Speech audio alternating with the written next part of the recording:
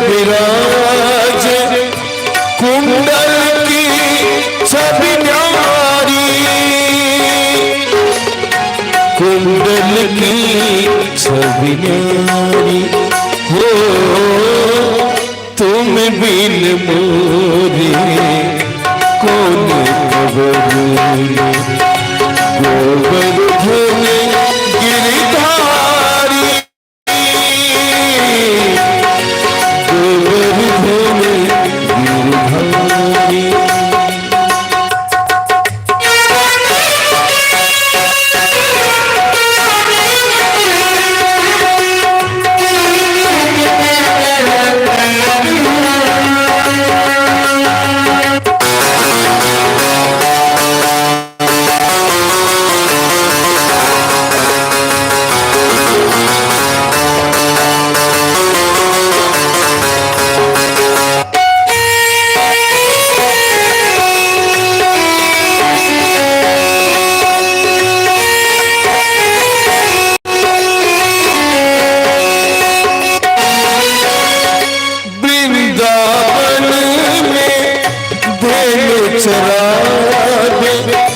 बंसी बजाए गिरधारी हो, वृंदावन में धेनु चरावे बंसी बजाए गिरधारी, बंसी बजाए गिरधारी हो तुम बिन मोरे कौन गोवर्धन गिरधारी, गोवर्धन गिरधारी।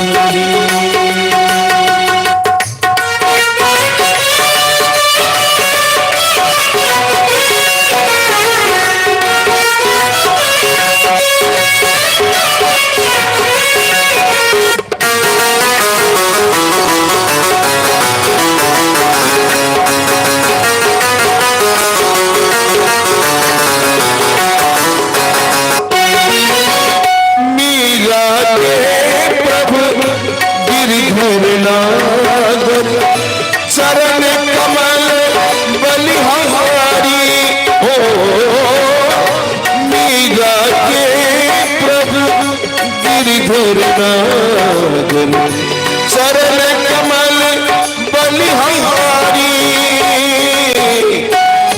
चरण कमल बलिहारी हो तुम बिन मोरे कौन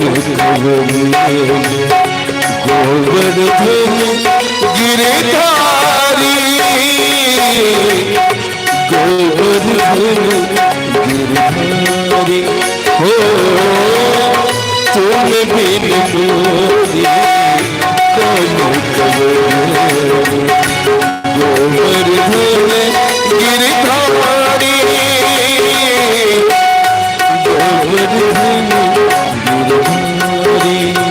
गिरधारी गोवर्धन गिरधारी गोवर्धन गिरधारी।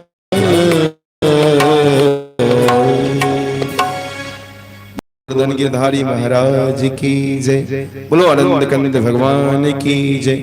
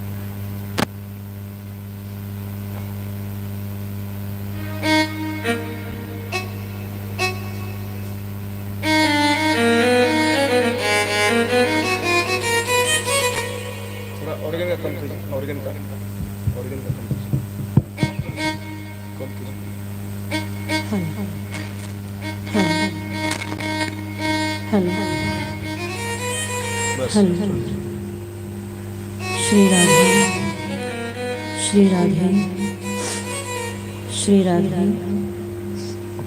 श्री राधे श्री राधे श्री राधे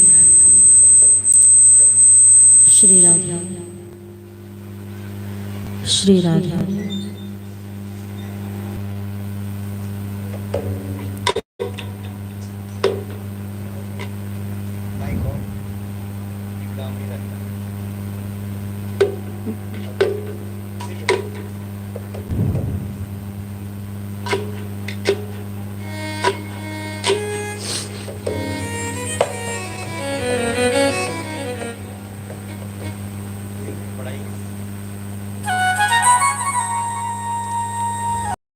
नमामि श्री गुरु पाद पल्लवम संभ्रामि श्री गुरु नाम निर्मलम पश्यामि श्री गुरु रूप सुंदरम शरणोमि श्री गुरु कीर्ति यदा नंदेन नंदयति तस्मै श्री गुरुवे नमः तस्मै श्री गुरुवे नमः तस्मै श्री गुरुवे नमः। उपस्थित परम आदरणीय सनातन प्रेमियों, ईश्वर के प्रिय आत्मीय जनों, सर्वप्रथम आप सभी कथा रस के अनुरागियों का आप ही के क्षेत्र, आप ही के ग्राम, इस केतली ग्राम के श्री ठाकुरवाड़ी जी के इस दिव्य प्रांगण में 7 दिवसीय मोक्ष प्रदायिनी श्रीमद् भागवत कथा की इस पंचम दिवस की आस्थायिका में हार्दिक हार्दिक अभिनंदन करते हैं, साधुवाद करते हैं, सुस्वागत करते हैं। हम सभी बड़े सौभाग्यशाली हैं कि जो उस ईश्वर की असीम कृपा से, उसकी दिव्य अनुकंपा से हम सभी को अकारण करुणालय वरुणालय प्रभु श्री कृष्ण जी की इस दिव्य कथा के अमृत का रसपान करने का अवसर मिला। वो कथा, वो लीला, वो महिमा जो देवताओं को भी सरलता से, सहजता से प्राप्त नहीं होती, आज प्रभु की वो पावन पवित्र कल्याणकारिणी कथा हम सभी को बिना किसी पुरुषार्थ के, बिना किसी प्रयास के बड़ी सरलता से, बड़ी सहजता से प्राप्त हो गई है। अविगत कई दिनों से हम सभी ने श्रीमद् भागवत महापुराण जी के माध्यम से महर्षि वेदव्यास जी के द्वारा लिखित इस महाकाव्य, इस महाग्रंथ में श्री सुखदेव मुनि महाराज जी के मुख से अनेक प्रभु की दिव्य लीलाओं को, अनेक भक्तों के चरित्रों को, वे उन कथाओं में छिपे हुए आध्यात्मिक रहस्यों को सुनने का प्रयास किया है। जिन कथाओं से, जिन घटनाओं से, जिन लीलाओं से, जिन कहानियों से हम अपने जीवन में एक बात को समझने का प्रयास कर पा रहे हैं कि ये जो 84 लाख योनियों में भटकने के बाद हमें जो मानव तन की प्राप्ति हुई है, ये केवल सांसारिक भोगों को भोगने के लिए नहीं है, केवल सांसारिक संपत्ति को एकत्रित करने के लिए नहीं हुई, केवल सांसारिक दायित्वों को निभाने के लिए नहीं हुई, बल्कि संसार के दायित्व, संसार की जिम्मेवारी, संसार की समस्त उपलब्धियों को प्राप्त करने के बावजूद भी आपके जीवन एक परम लक्ष्य है, वो ईश्वर, वो परमात्मा, वो निराकार शक्ति, उसके प्रेम को प्राप्त कर लेना, उसकी भक्ति को प्राप्त कर लेना, उस ईश्वर को अपने जीवन में हासिल करना ही एक जीव के जीवन का उद्देश्य है। और यदि समय रहते व्यक्ति अपने जीवन के लक्ष्य को ना प्राप्त कर पाया, केवल अपने बहुमूल्य जीवन को संसार की वस्तुएं इकट्ठी करने में लगा दिया, फिर उसके लिए तो यही कहा जाएगा कि वो कीमती खजाने को छोड़ करके उसने केवल कंकर पत्थर को ही इकट्ठा किया है, और ये कंकर पत्थर उसके किसी काम के नहीं। जब अंततो गत्वा उसका अंत आएगा, तब वो पछताते हुए यही कहेगा, काश समय रहते मैंने अपने जीवन में उस परमात्मा रूपी, उस बहुमूल्य कोहिनूर को प्राप्त कर लिया होता, उस कीमती खजाने को प्राप्त कर लिया होता, आज मेरा अंत इतना दुखदाई नहीं होता। जैसे एक छोटे से उदाहरण से हम इसे समझते हैं। एक बार एक व्यक्ति के मन में आया कि क्यों ना जाकर गंगा स्नान कर लिया जाए, और गंगा स्नान करने के इस विचार से प्रेरित होकर वो सुबह सुबह प्रभात की प्रथम किरण फूटते ही निकल पड़ा। जैसे ही गंगा घाट पहुंचा, देखा वहां कोई भी नहीं है, अभी अंधेरा है, तो उसके मन में आया क्यों न थोड़ी देर यहीं बैठकर इंतजार करूं, जब भुवन भास्कर भगवान सूर्य आकाश में आएंगे, थोड़ा उजाला हो जाएगा, लोग आने जाने लगेंगे, तो तब मैं गंगा स्नान के लिए उतर जाऊंगा। और वहीं घाट पर एक किनारे पर बैठ गया। किनारे पर बैठा और जब बैठ करके इधर उधर नजर दौड़ाई, अचानक उसका हाथ नीचे धरती पर गया, तो उसे लगा यहाँ पर कुछ पत्थर के टुकड़े रखे हुए हैं। और अब मन कौतुक एक क्रीड़ा करने लगा, एक एक करके नीचे रखे उन पत्थरों को, उन कंकरों को उठाने लगा और उसे गंगा जी में फेंकने लगा। ये एक पत्थर फेंका, ये दो फेंका, ये 4, ये 6, ये 8, धीरे धीरे अपने समय को व्यतीत करने लगा। और उसकी इस क्रीड़ा को काफी देर चलती रही, और जब थोड़ी देर के बाद उजाला हुआ, थोड़ी देर के बाद जब रोशनी हुई, तो उसके हाथ में एक अंतिम पत्थर बचा था। और जैसे ही सूर्य के उजाले में, जैसे ही सूर्य की रोशनी में उस व्यक्ति की नजर सहसा अपने हाथ में पकड़े हुए उस पत्थर पर पड़ी तो उसकी आंखें चौंधिया गई, उसकी आंखें बड़ी बड़ी हो गई, क्योंकि जिसे वो अभी तक केवल कंकर पत्थर समझकर गंगा में फेंक रहा था, वो कोई साधारण पत्थर नहीं, वो बड़ा चमकीला और चमकदार पत्थर था।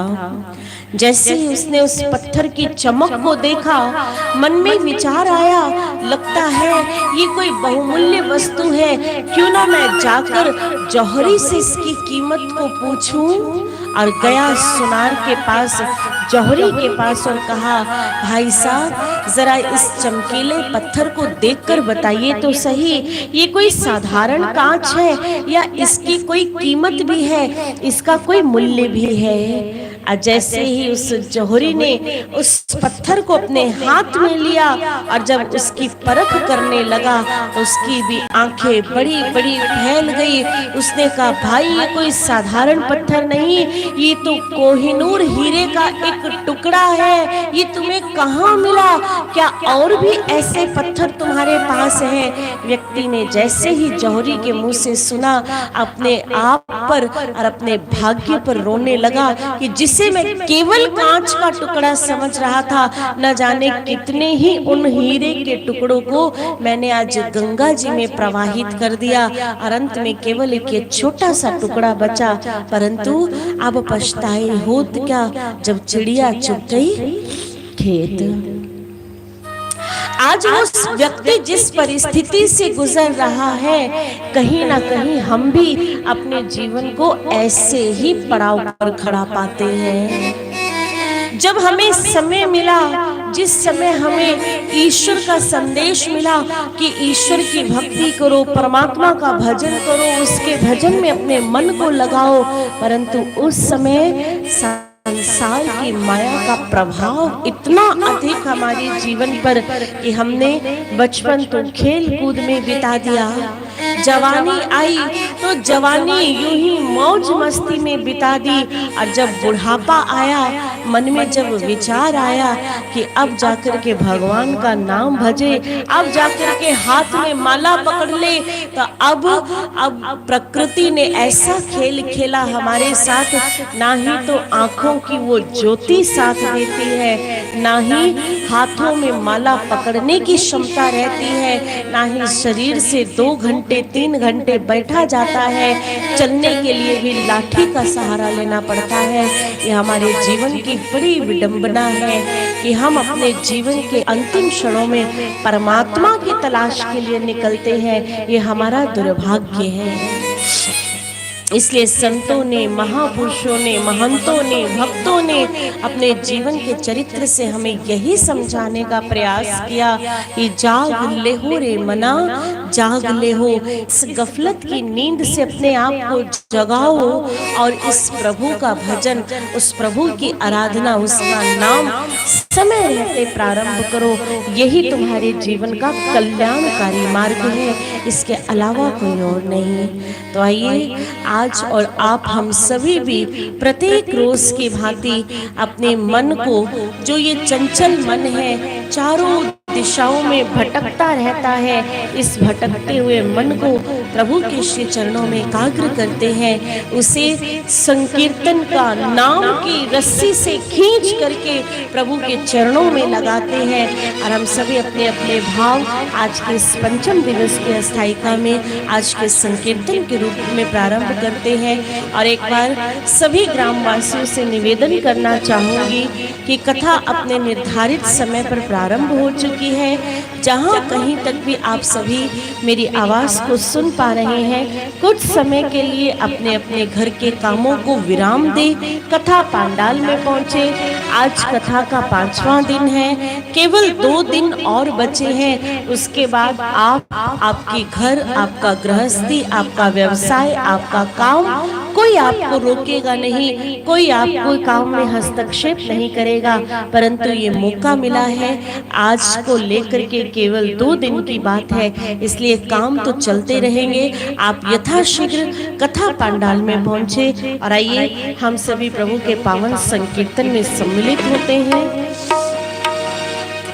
राधे राधे गोविंद गोविंद राधे राधे राधे गोविंद गोविंद राधे राधे गोविंद गोविंद राधे गोविंद राधे गोपाल राधे गोविंद राधे गोपाल राधे गोविंद राधे गोपाल राधे गोविंद राधे गोपाल राधे राधे राधे गोविंद गोविंद राधे राधे राधे गोविंद गोविंद राधे राधे राधे गोविंद गोविंद राधे गोविंद राधे गोपाल राधे गोविंद राधे गोपाल राधे गोविंद राधे गोपाल राधे गोविंद राधे गोपाल राधे राधे राधे गोविंद गोविंद राधे राधे गोविंद गोविंद राधे श्रीमन नारायण नारायण श्रीमन नारायण नारायण नारायण भजमन नारायण नारायण नारायण भजमन नारायण नारायण नारायण भजमन नारायण नारायण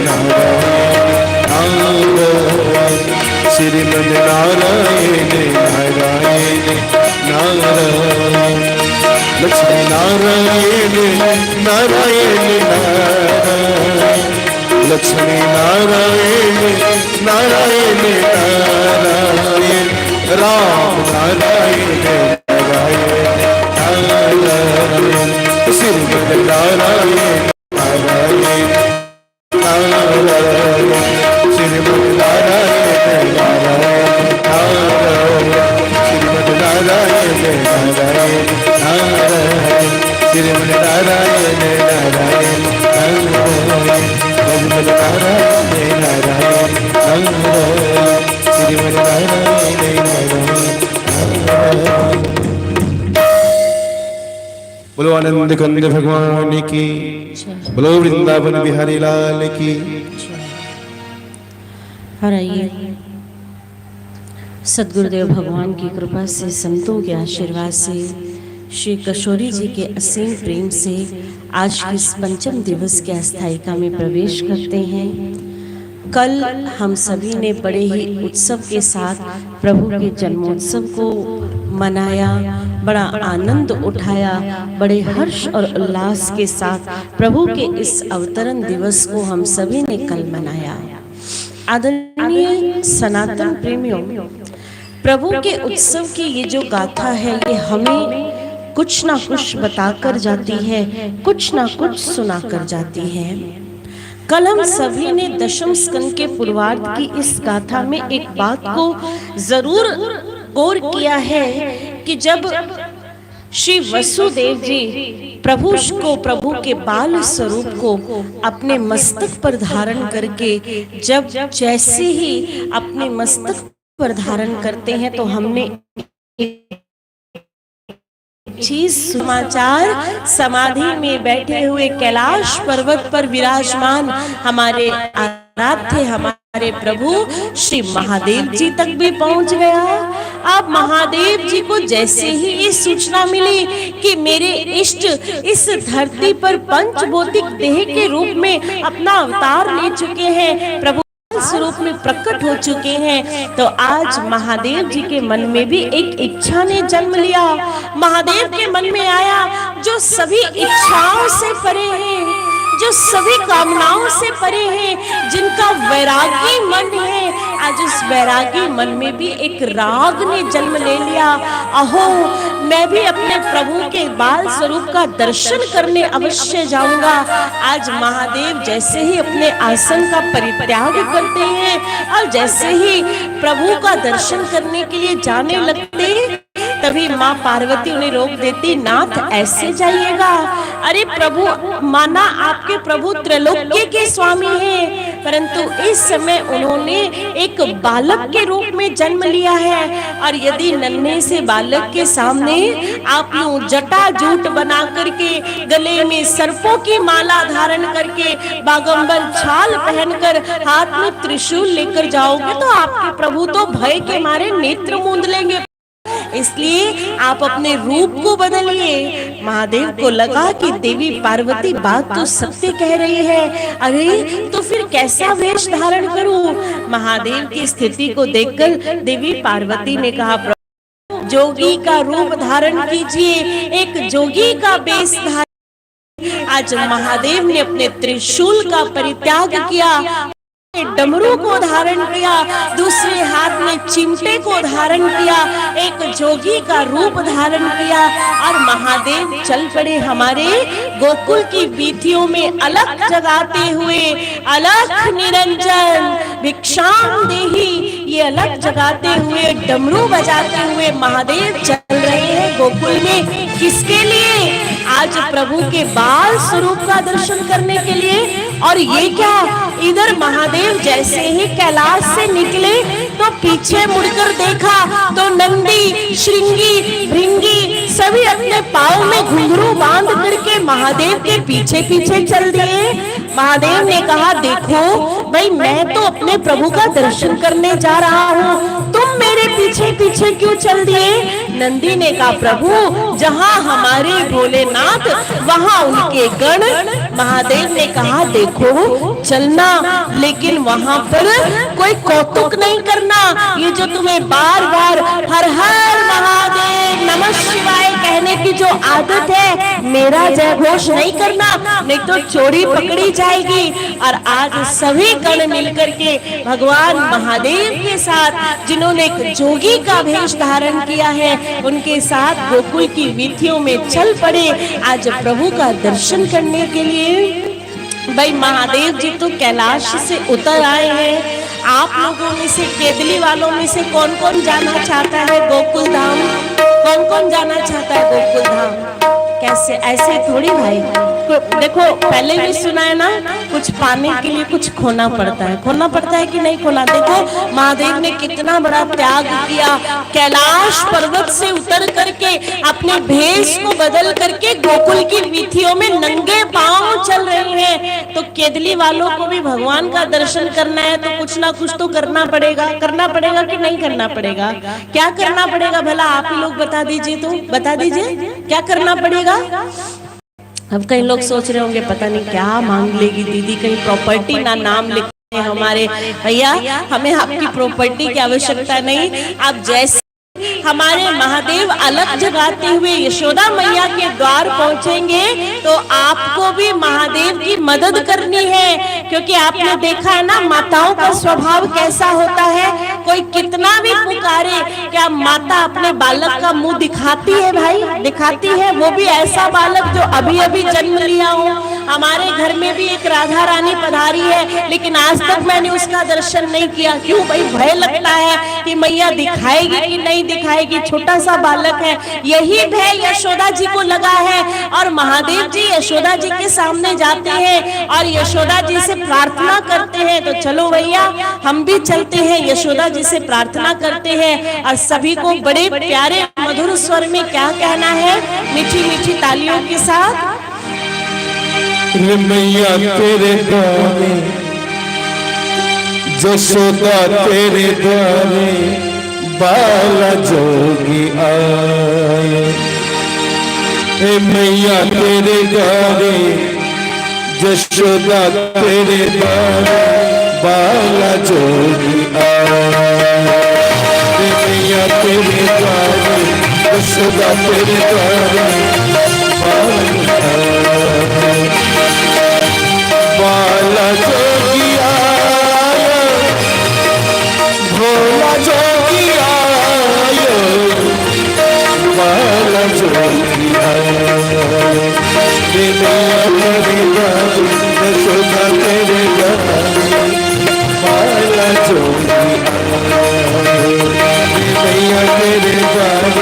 यशोदा तेरी रानी माला जोगिया।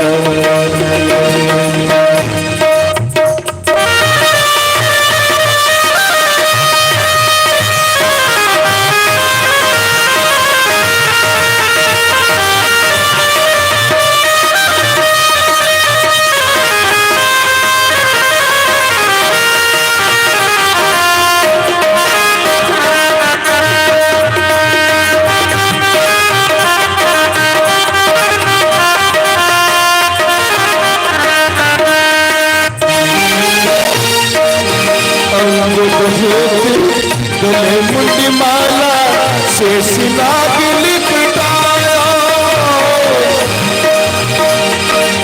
गले मुंडी माला शेष नाग लिपटाया।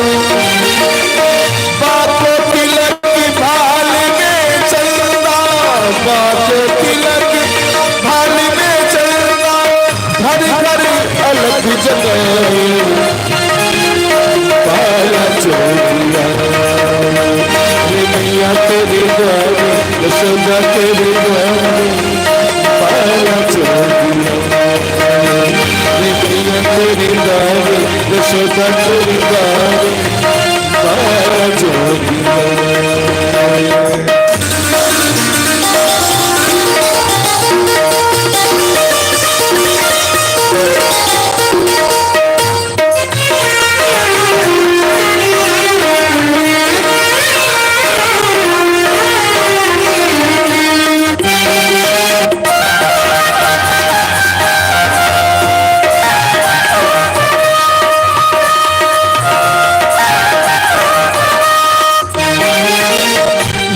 भिक्षा चली लंबी रानी कंचन थाल सजाया, कंचन थाल सजाया। लो भिक्षा अब जो भी जाओ, लो भिक्षा अब जो भी जाओ, मेरो लाल बधाओ माला जोगिया। मैया तेरी द्वारे यशोदा तेरी द्वारे माला जोगिया। माला जोगिया भोला जोगिया, माला जोगिया भोला जोगिया।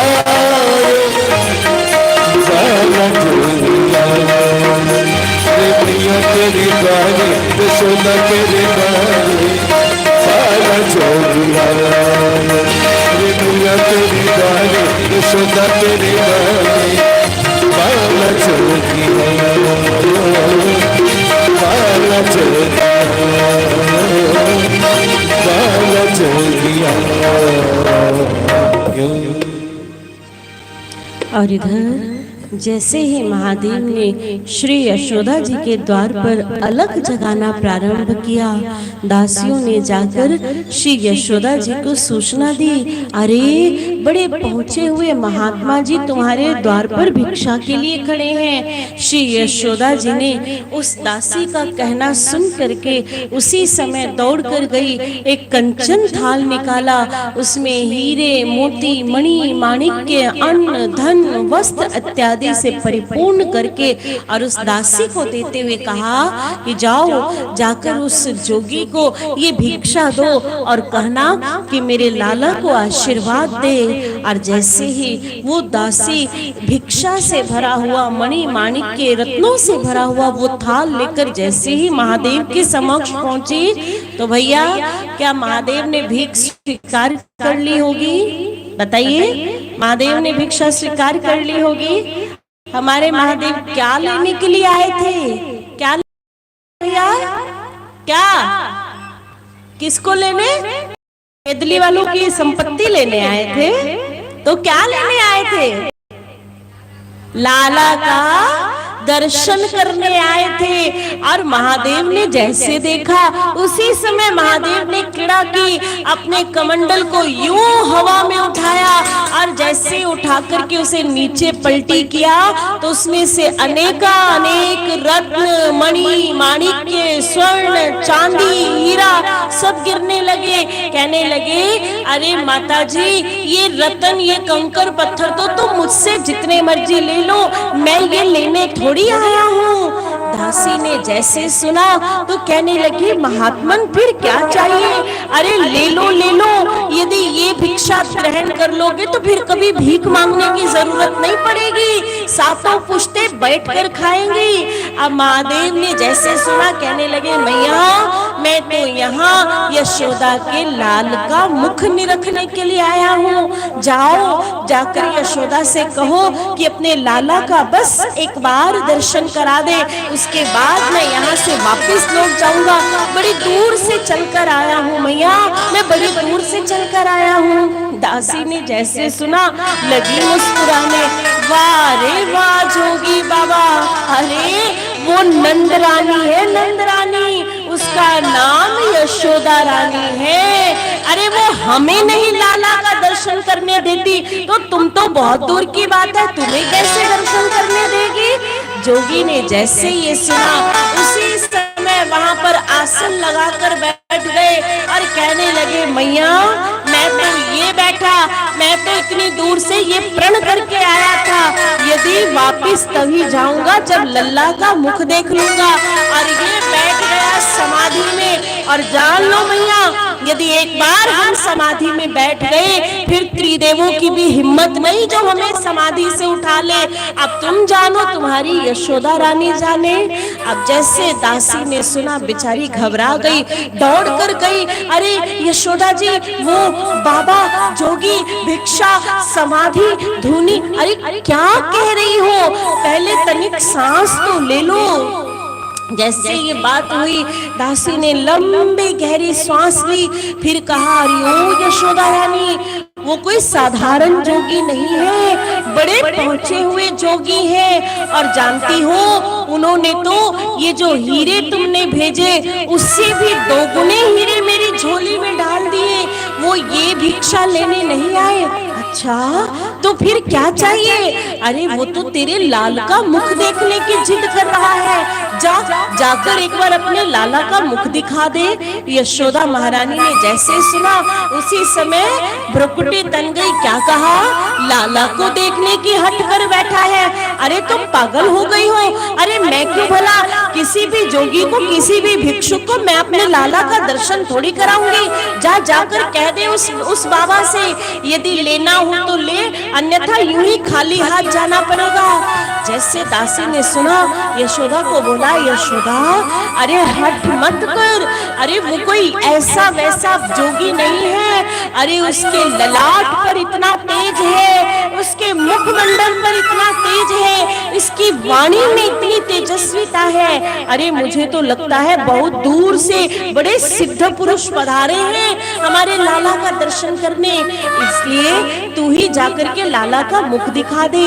लेकिन इधर देवी यशोदा मानने के लिए तैयार नहीं। इधर महादेव, जिनके हृदय में प्रभु के दर्शन का विरह बढ़ रहा है, उन्होंने मन ही मन प्रभु से प्रार्थना की, हे प्रभु, हे दया निधान, हे करुणा सिंधु, मैं तो मैया के निहोरे कर थक गया, अब आप ही कोई चक्र चलाइए, सुदर्शन चक्रधारी। यदि दर्शन नहीं दिए तो मैं तो यही धूनी रमाकर बैठा रहूंगा, वापस कैलाश नहीं जाने वाला। इधर जैसे ही भक्त के हृदय से पुकार उठी, उधर हमारे प्रभु ने भक्त की पुकार को स्वीकार किया और एकाएक एक कौतुक किया। और क्या हुआ? इधर अभी मैया हमारे लाला को बढ़िया से नहला धुला करके सुला कर गई। अचानक हमारे लाला ने जोर जोर से रुदन करना प्रारंभ कर दिया। लाला जोर जोर से रोने लगे। अचानक लाला के रोने की आवाज सुनकर यशोदा जी दौड़ी चली आई। अरे लल्ला क्या हो गया? अभी तो अच्छा भला सो रहा था, अचानक रुलाई क्यों आ गई? लाला को गोद में लिया, उसे हिला रही है, चुप करा रही है, दुग्ध पान कराया, परंतु आज हमारे लाला तो चुप होने का नाम ही नहीं ले रहे। क्यों भला? क्योंकि भाई भक्त को यदि दर्शन करने की अभिलाषा है तो भगवान को भी दर्शन देने की इच्छा है। और यशोदा जी तो घबरा गई, हाथ पांव फूल गए। अरे अब मैं क्या करूं? अच्छा भला तो लल्ला को सुलाया था, अचानक इतना रुदन क्यों करने लगा? तभी पास खड़ी दासी ने बोला, हो ना हो ये तेरे लाला को नजर लग गई है, जा जाकर उस जोगी से झड़वा लो एक बार। अरे एक बार ले जाओ उस जोगी के पास। और फिर देखो, मैं ना कहती थी वो जोगी बड़ा पहुंचा हुआ है। आज मैया का हृदय द्रवित हुआ, मैया का हृदय जो है मोम की तरह पिघल गया। और आज यशोदा मैया पहली बार अपने लाला को अपनी गोद में ली और लाला को लेकर के चली महादेव के समक्ष। जैसे ही महादेव ने देखा कि मैया लाला को लेकर आ रही है, अपने आसन से उठ खड़े हुए। लेकिन प्रभु की लीला तो खत्म ही नहीं हो रही, इतना रो रहे हैं, इतना रो रहे हैं। सहसा प्रभु ने कहा, मैया लगता है तेरे लाला को नजर लग गई, जरा नजदीक लेकर तो आ। धीरे से मैया समीप लेकर गई, मुख से कपड़ा हटाया। महादेव ने एक बार दर्शन किया लेकिन मन नहीं भरा। महादेव ने कहा, प्रभु ना ना, ऐसे नहीं जाऊंगा, मेरी गोद में आना पड़ेगा। प्रभु ने कहा, महादेव अरे ये मैया है मैया, अरे दर्शन करने के लिए मुझे अभी तक रोना पड़ रहा है, गोद में लाने के लिए तो मुझे कितना और रोना पड़ेगा। अरे अभी आप दर्शन करो, वापस जाओ। महादेव ने कहा, ना ना प्रभु, ऐसे जाने वाला नहीं हूँ, गोदी में तो आना ही पड़ेगा। और अचानक हमारे प्रभु ने इतना कस के रोना शुरू किया कि मैया तो डर गई और डर के मारे अपने लाला को महादेव के हाथों में दे दिया। अरे लो जोगी बाबा, जरा इसकी नजर मारो, अरे कुछ तो करो, झाड़ा लगाओ, फूंक मारो, कुछ तो करो, कोई मंत्र फूंको। और इधर जैसे ही हमारे बाल प्रभु महादेव जी के हाथों में आए तो भैया क्या हुआ, क्या हुआ?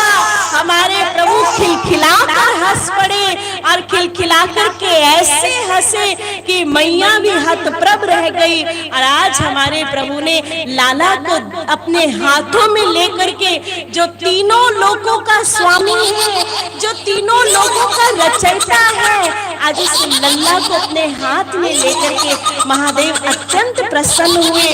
महादेव इधर प्रसन्न हो रहे हैं और इधर प्रभु की प्रसन्नता तो छिपाए नहीं छिप रही।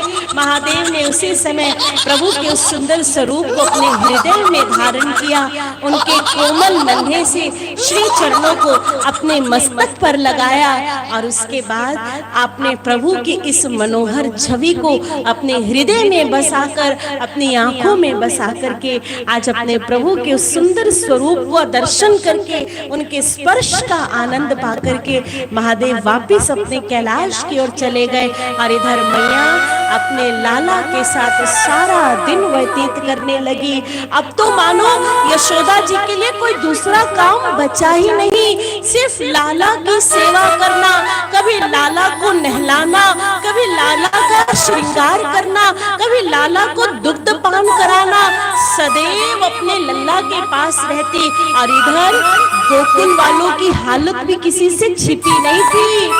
दिन होते ही सारी नारियां, गोकुल की सारी स्त्रियां नंद भवन पहुंच जाती। यशोदा रानी कितना डांटती, अरे कोई और काम नहीं है क्या? अरे पहले अपना काम कर लिया करो, फिर लल्ला को देख करो। सभी स्त्रियों ने कहा, नहीं नहीं यशोदा जी, तो हमारा तो दिन शुरू होता ही नहीं जब तक हम तुम्हारे लाला को देख ना ले, जब तक हम तुम्हारे लाला का दर्शन ना कर ले, हमारे दिन का प्रारंभ होता ही नहीं। और इसी प्रकार दिन बीतते गए। और इधर कहते, मथुरा के भीतर महाराज कंस, जिन्होंने उस भगवती के मुख से यह सुना कि उसका काल तो गोकुल में जन्म ले चुका है, उसी समय महाराज कंस ने पूतना का आह्वान किया और पूतना को यह आदेश दिया कि जाओ गोकुल ग्राम के अंदर अब तक इन 6 दिनों में जितने भी बालकों ने जन्म लिया है उन सभी नवजात शिशुओं को मृत्यु के घाट उतार दो। यही हुआ, पूतना ने एक सुंदर स्त्री का रूप धारण किया, अपने आंचल को विषाक्त किया और जितने भी नन्हे नन्हे बालक उस गोकुल में जन्म ले चुके थे उन सभी को मृत्यु के घाट उतार दिया। और इधर जब देखा कि नंद भवन में नंद राय जी मथुरा में कर जमा कराने के लिए गए हैं और यशोदा जी घर के कार्य में संलग्न हैं, केवल और केवल लल्ला अकेला अपने बिस्तर पर पड़ायमान है, उसी समय पूतना ने अवसर का लाभ उठाया और उसी समय प्रभु के बाल स्वरूप के सन्मुख गई और देख कर के कहने लगी, अरे 6 उंगली भर का है, 6 दिन का बालक है और इस बालक से महाराज कंस को इतना भयभीत होना पड़ रहा है। अरे इसे तो मैं अभी कच्चा चबा जाऊंगी। पूतना अभी विचार कर ही रही थी कि मन ही मन जो है प्रभु कहने लगे, हाँ हाँ मौसी, ये तो समय बताए कौन किसको कच्चा चबाएगा और कौन किसको जीवित छोड़ेगा। एक बार मुझे अपनी बाहों में, अपनी भुजाओं में उठाओ तो सही। और वही हुआ, जैसे ही पूतना ने प्रभु के उस बाल स्वरूप को अपने हाथों में धारण किया, अपने आंचल की छाया के तले लेकर आई और जैसे ही उसे अपने पयोधर से दुग्ध पान कराने लगी तो उसी समय हमारे प्रभु ने एक लीला की। दुग्ध पान के बहाने उसके प्राणों का संकर्षण करना प्रारंभ कर दिया। पूतना को ऐसा लगा जैसे कोई पीड़ा उसे महसूस हो रही हो। प्रभु धीरे धीरे उसके दुग्ध पीने के बहाने से उसके प्राणों को खींचने लगे। पूतना को पीड़ा महसूस हुई। अरे छोड़, अरे अरे दुष्ट बालक, ये क्या कर रहा है? अरे क्या दुग्ध के बहाने मेरे प्राणों को ही पी बैठेगा? अरे छोड़ता क्यों नहीं? और इसी ओहा-पोह में पूतना ने अपने रूप का त्याग किया, एक राक्षसी का रूप धारण कर लिया और उसी समय प्रभु को अपनी गोद में लेकर के आकाश मार्ग में उड़ गई। इधर प्रभु जो कि पूतना को के पयोधर को छोड़ ही नहीं रही है, पूतना बार बार उसे बता रही है, अरे छोड़, अरे छोड़ता क्यों नहीं? अरे मूढ़ बालक, अरे मुझे पीड़ा हो रही है। मानो प्रभु मन ही मन कह रहे हो, मैया मैंने तो एक बार जिसको पकड़ लिया उसका उद्धार किए बिना तो मैंने उसे छोड़ा ही नहीं। और इधर प्रभु ने एक अपनी शक्ति से, अपनी लीला से उस पूतना के प्राणों का संकर्षण किया, उसके जीवन की लीला को समाप्त किया और पूतना ऊपर आकाश से नीचे धरती पर धराशायी हो गई।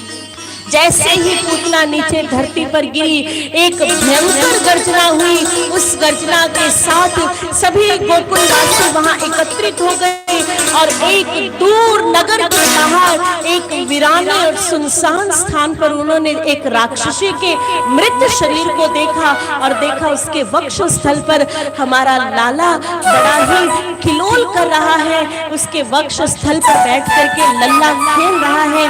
तभी यशोदा दौड़ी हुई गई, दौड़ करके अपने लाला को हाथों में उठाया, अपने लाल की बलैया लेने लगी। तभी गांव की बुजुर्ग स्त्रियों ने कहा, यशोदा जी, अरे इस राक्षसी के शरीर का स्पर्श करने से हमारे लाला को भी इसके शरीर का स्पर्श किया है, लाला का शुद्धिकरण करना होगा और लाला को सीधे महल में नहीं, लाला को सीधे गौशाला लेकर जाओ, गौमूत्र से स्नान कराओ और गौमूत्र से स्नान करा करके उसे गौमूत्र का पान कराओ और तब जाकर के हमारे लाला का शुद्धिकरण होगा। आज देखिए, जो सभी शुद्धियों की खान है, जो जिसका नाम मात्र लेने से व्यक्ति का मन शुद्ध हो जाता है, व्यक्ति का चित्त शुद्ध हो जाता है, आज सभी गोकुलवासी हमारे प्रभु के शुद्धिकरण के लिए प्रभु को प्रथम बार गौशाला लेकर जा रहे हैं। वो भी इसलिए क्योंकि प्रभु की वो जो गैया है वो प्रभु का दर्शन करना चाहती थी कि प्रभु जल्दी आइए, हम आपके दर्शन करना करना चाहते हैं। और इधर जैसे ही हमारे प्रभु ने गौशाला में प्रथम बार प्रवेश किया तो सभी गोए मानो आज प्रभु के स्वागत के लिए एक साथ रंभाने लगी, एक साथ आवाज लगाने लगी। सबके गलों में जो घंटियां बनी हुई थी, एक साथ उन घंटियों की आवाज गूंज उठी। ऐसा लग रहा है मानो वो सारी गौशाला, वो सारी गैया मिलकर के प्रभु का स्वागत कर रही हो। स्वागत है प्रभु, आपका स्वागत है प्रभु, आपका स्वागत है। प्रभु को गौशाला लेकर जाया गया, गौमूत्र से प्रभु को स्नान कराया गया, पीतांबर वस्त्र पहनाए गए, गौरोचन से प्रभु का तिलक किया गया और गैया की पूंछ से आज प्रभु के शरीर को शुद्ध कर दिया गया। आदरणीय कथा रस के अनुरागियों, यहाँ पर एक बात विचार करने योग्य है और वो बात क्या है? यदि मैया चाहती तो अपने लाला को गंगा जल से भी शुद्ध कर सकती थी कि नहीं? गंगा जल से पवित्र तो कोई चीज होती नहीं, परंतु आज प्रभु ने अपने जीवन के प्रथम लीला में गौमूत्र के महत्व को हमारे सामने रखा, जिसे हम केवल एक साधारण सी वस्तु समझते हैं। वो वस्तु साधारण नहीं, वो बहुत कीमती वस्तु है। आज हमारे भारतवर्ष के भाग्य की विडंबना है कि हमारे भारतवर्ष में आज ऐसी बीमारियों ने डेरा डाल लिया, जो बीमारियां हमारे पूर्वजों ने ना तो कभी सुनी थी, ना कभी देखी थी और ना ही उन बीमारियों को कभी झेला था। क्या आज से 50, 60, 80 वर्ष पूर्व हमारे पूर्वजों ने क्या कैंसर जैसी बीमारी का नाम सुना था? क्या उन्होंने डायबिटीज जैसे बीमारी का नाम सुना था? क्या उन्होंने टेंशन, डिप्रेशन, ब्लड प्रेशर जैसी बीमारियों का नाम सुना था? नहीं, कोई नामो निशान नहीं था। क्यों? क्योंकि पहले हमारा खान पान शुद्ध था, हमारा रहन सहन शुद्ध था, हमारी दिनचर्या शुद्ध थी, हमारा आचार विचार व्यवहार शुद्ध थी। चली गई। सबसे पहले हमारा आहार बिगड़ा। पहले के लोग शुद्ध देसी गाय के दूध को पिया करते थे, शुद्ध देसी गाय के घी का सेवन किया करते थे और घर के बने हुए अनाज, घर के बने हुए हाथ से चक्की पीसी हुई आटे की रोटी खाया करते थे, साबुत अनाज खाया करते थे, छाछ पिया करते थे, माखन का सेवन किया करते थे। आ गया जब से दूध के स्थान पर कोल्ड ड्रिंक आ गई, जब से छाछ के स्थान पर केवल बाहर के ये ड्रिंक्स आ गए हैं, तब से हमारा जीवन शैली खत्म हो गई। हमारा आहार बिगड़ा, रहन सहन बिगड़ा,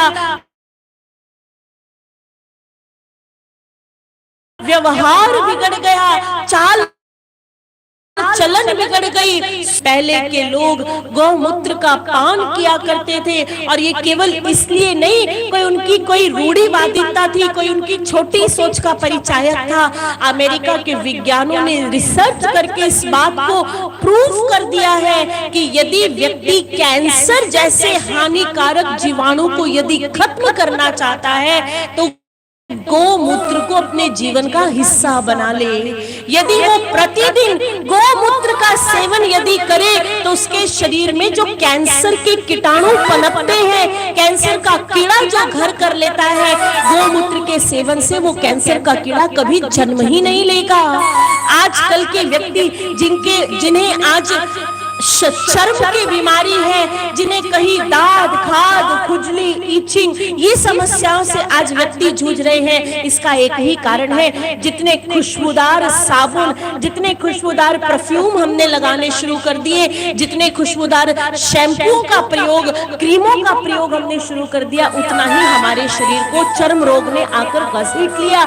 ये सफेद दाग, चेचक के दाग, ये तरह तरह की बीमारियां हमारे शरीर में आना शुरू हो गई। हमारे हमारे साइंटिस्ट कहते हैं यदि व्यक्ति चर्म की बीमारी से, चमड़े के रोग से यदि बचना चाहता है तो देसी गाय के गोबर से यदि वो स्नान करना प्रारंभ कर दे, यदि देसी गाय के गोबर से वो अपने शरीर पर कुछ देर लगा करके उस प्रभावित जो स्थान है जहां उसे समस्या है, खुजली है, दाद है, यदि कुछ दिन उस प्रभावित जगह पर यदि गाय के गोबर को लगाता है तो थोड़े समय के बाद उस समस्या, उसकी वो बीमारी, उसकी वो दाद, खाद, खुजली सब दूर हो जाएगा।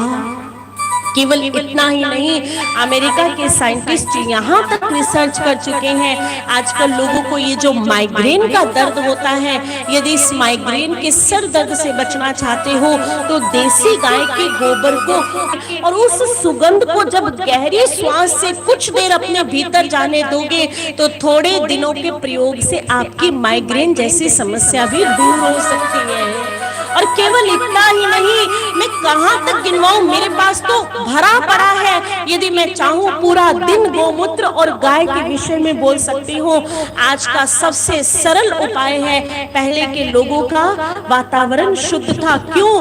क्योंकि घर में गाय के गोबर से लेप किया जाता था। हालांकि गांव में भी कहीं कहीं किया जाता है, लेकिन अब गांव वाले भी पसंद नहीं करते गाय के गोबर का लेप। आज गांव में भी फर्श आ गया, मार्बल आ गया, टाइल्स आ गई, पत्थर लगने शुरू हो गए। लेकिन पहले के लोग जब गाय के गोबर का लेप किया करते थे तो और सीधे जब उस पृथ्वी पर नंगे पांव जब चलते थे तो गाय के गोबर के स्पर्श से ये जो हमारे शरीर में अनावश्यक ऊष्मा जो बनती है, कई कई लोगों को लगता होगा जैसे तलवों से आग निकल रही है, उस आग को, उस अधिक ऊष्मा को गाय का गोबर वो खींचता था और हमारे शरीर को शीतलता प्रदान करता था।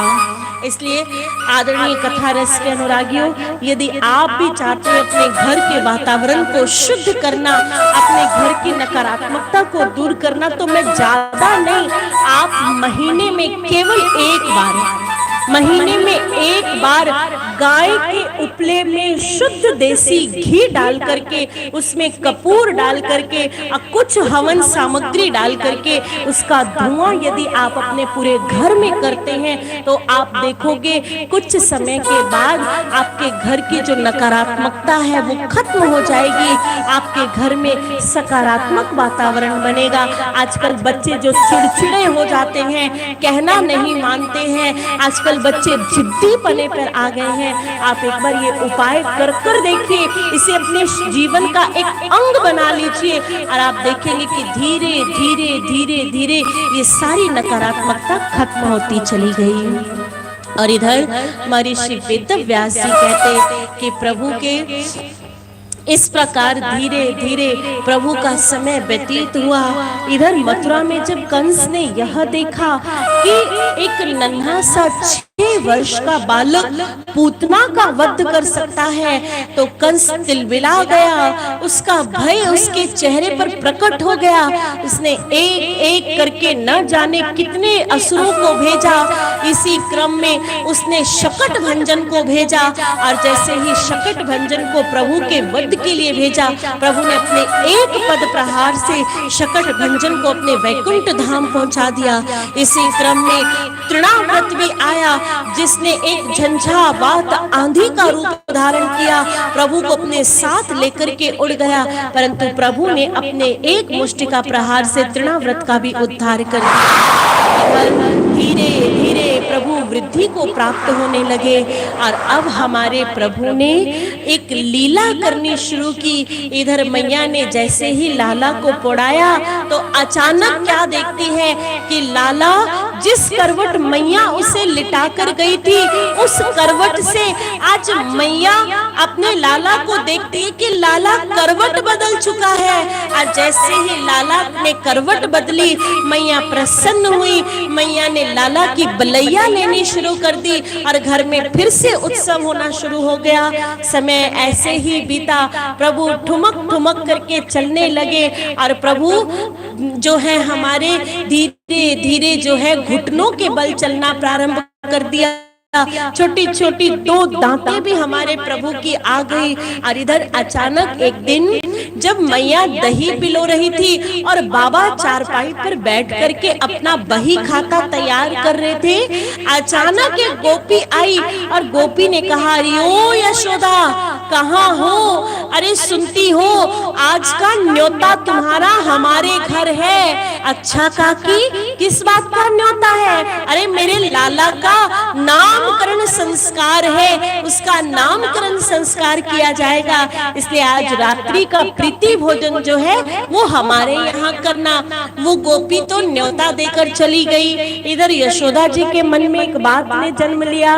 तभी नंद राय जी से कहने लगी, अजी सुनते हो आज तक हमने भी तो अपने लाला का नामकरण नहीं रखवाया, क्यों ना लाला का नामकरण संस्कार करवाया जाए। बाबा ने कहा, यशोदा इच्छा तो मेरी भी यही है, लेकिन तुम तो जानती हो जब से हमारे लल्ला ने जन्म लिया है तब से इतनी शक्तियां, इतने असुर, इतने राक्षस यहाँ पर आ गए। महाराज कंस का क्रोध तो तुम जानती ही हो, और वहां पर यदि अगर अपने लाला का नामकरण उत्सव हम करेंगे तब फिर कोई विपत्ति ना आ जाए। मैया ने कहा, देखो जी ये सब बातें मैं कुछ नहीं जानती, लल्ला का नामकरण होगा तो होगा और बिल्कुल होगा, इसके से ज्यादा बढ़ के मैं कुछ नहीं। अब भाई जब होम मिनिस्टर ऑर्डर दे तो किसकी हिम्मत ऑर्डर को टालने की है? कोई गृह मंत्री अगर कोई बात को प्रकट कर दे तो किसी में हिम्मत है अपने घर वाले की बात रोकने की? नहीं ना, नंदराय की भी हिम्मत नहीं हुई।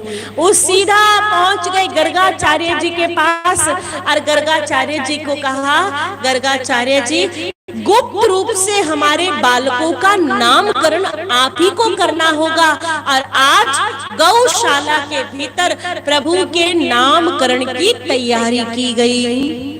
गर्गाचार्य जी को बुलाया गया, उन्हें गौशाला के बीच में एक आसन पर पधराया गया, और इधर नंदराय ने संदेश पहुंचाया कि रोहिणी और यशोदा अपने बालकों को लेकर गौशाला में पधारे।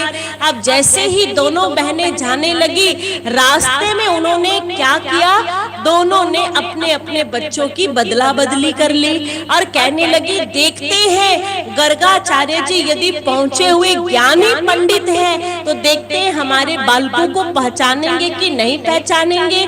यशोदा ने अपना लल्ला रोहिणी को दे दिया और रोहिणी ने अपना लल्ला यशोदा को दे दिया, और दोनों जाकर के गर्गाचार्य जी के सामने बैठ गई।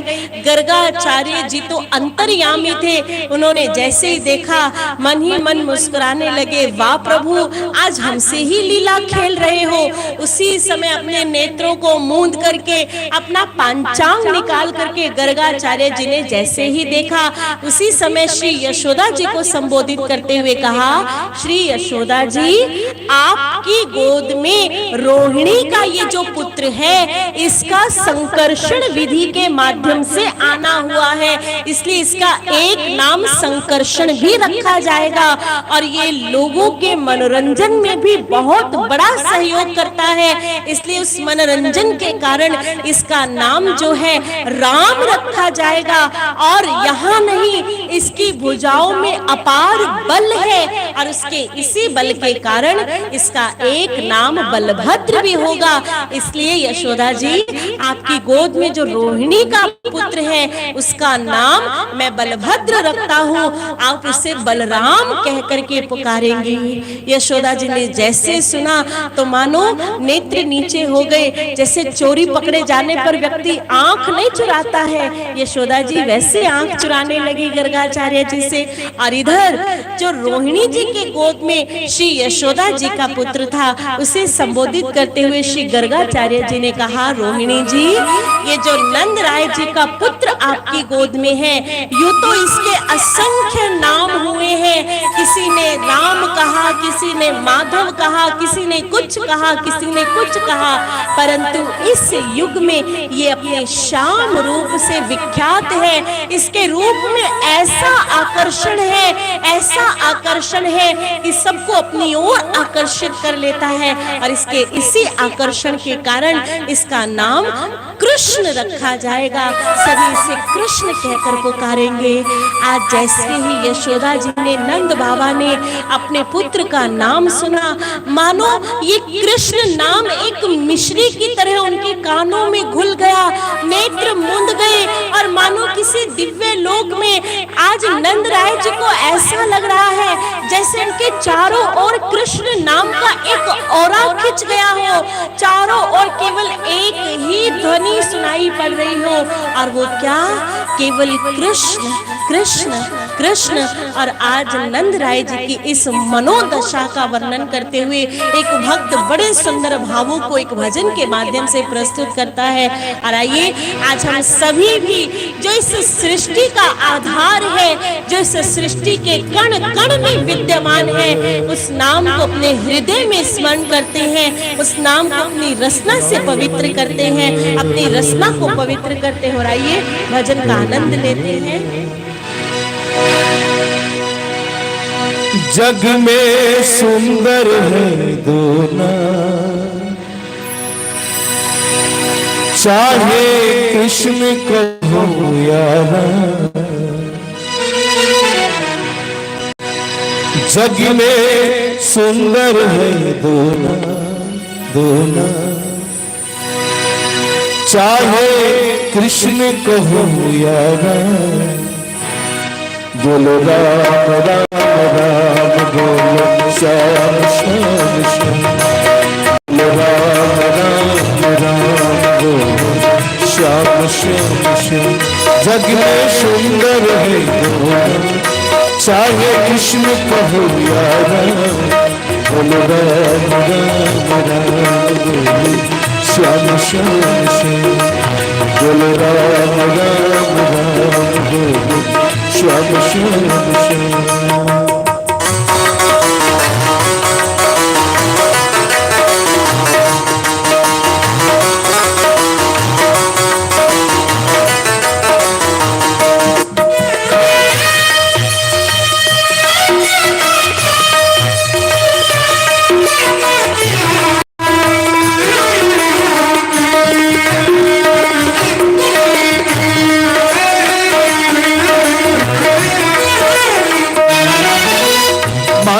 ब्रिज में एक चुरावे, एक बेरी भिलनी घर खावे।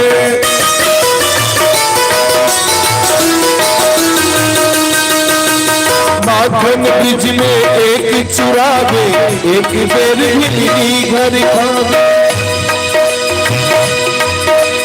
दोनों दिन के दुख हरत है, दोनों दिन के दुख हरत है, दोनों बल के दाम, चाहे कृष्ण कहो या। जग में सुंदर है दोना, चाहे कृष्ण कहो या। बोलो राम राम राम, बोलो श्याम श्याम श्याम। बोलो राम राम राम, बोलो श्याम श्याम श्याम।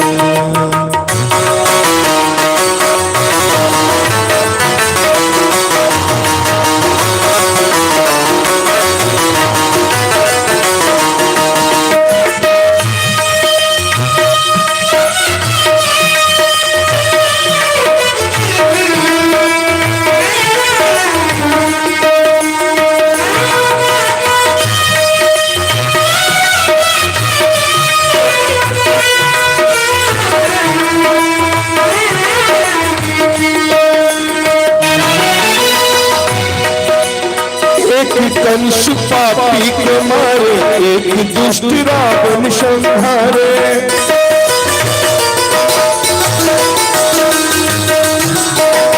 एक कंस पापी के मारे, एक दुष्ट रावण संहारे।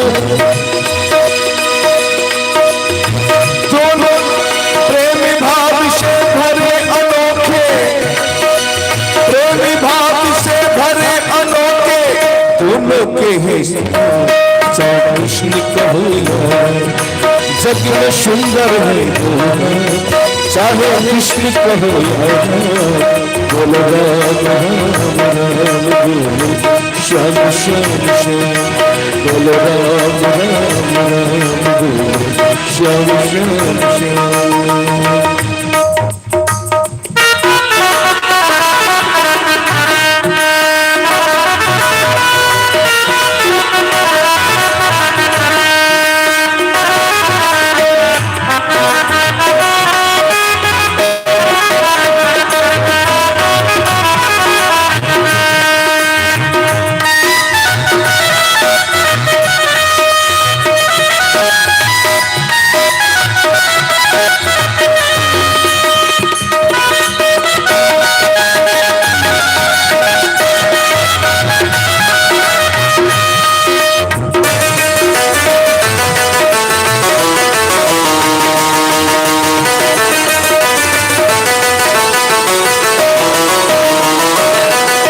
एक राधिका संग विराजे, एक जानकी संग में राजे।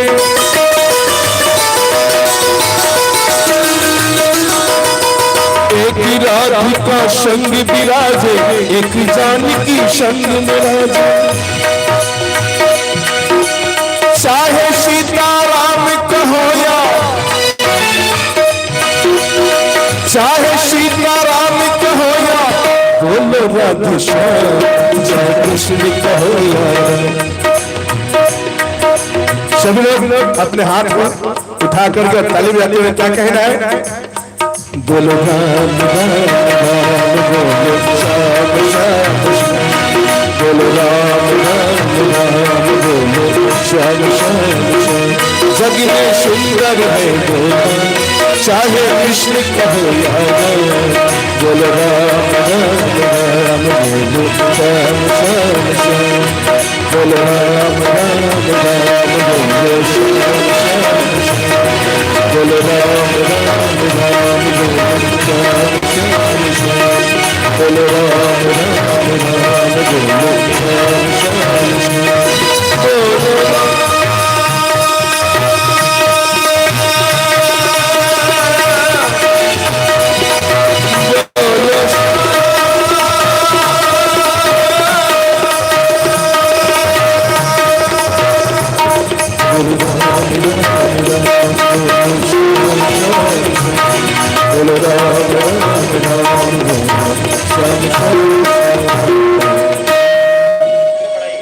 बोलो श्याम रामचंद्र की।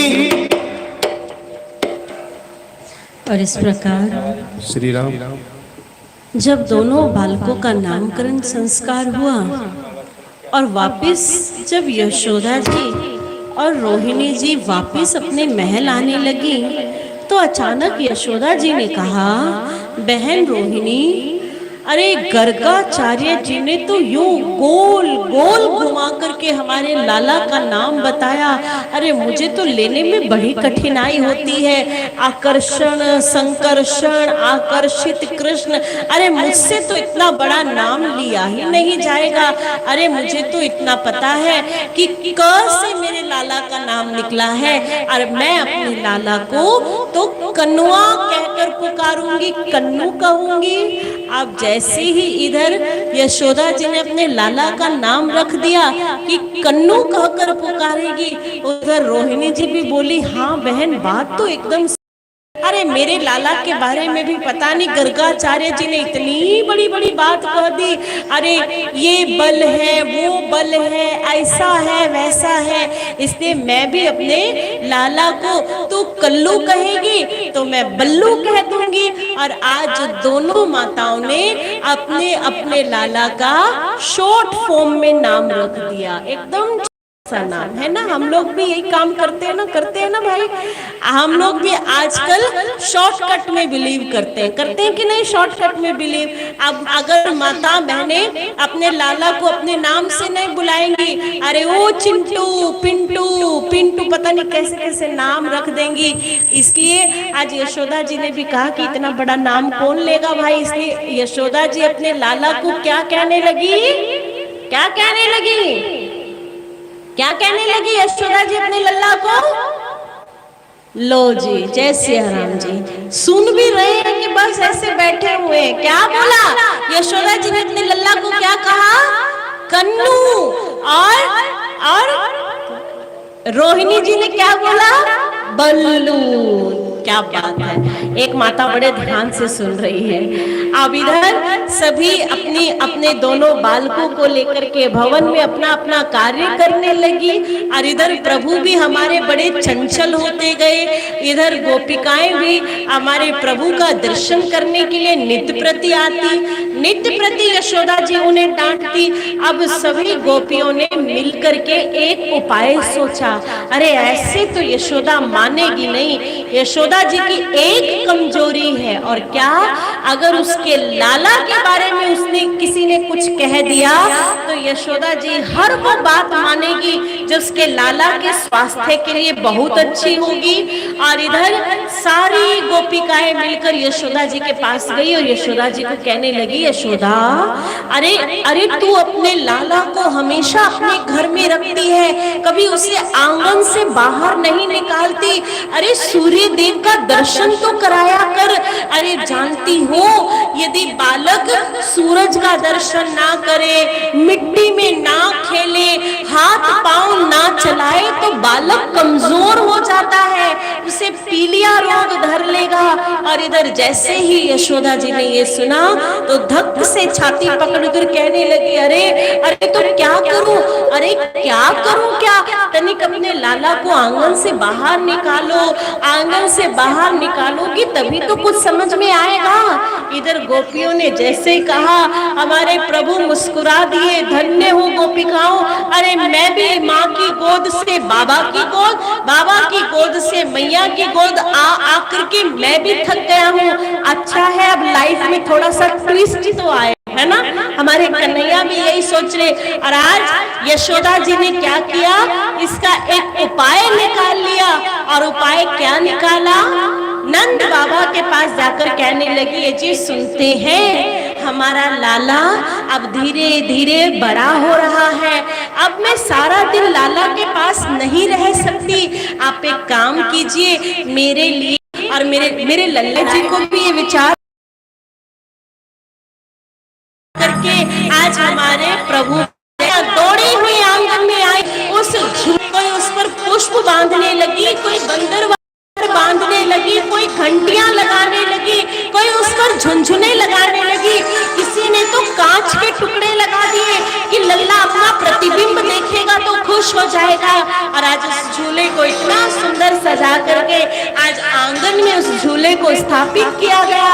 और आज प्रथम बार हमारे बाल प्रभु उस झूले में पड़ा दिए गए और सब सखियों ने मिलकर के उत्सव गान किया। प्रभु को एक एक करके सभी झूला झुला रही है।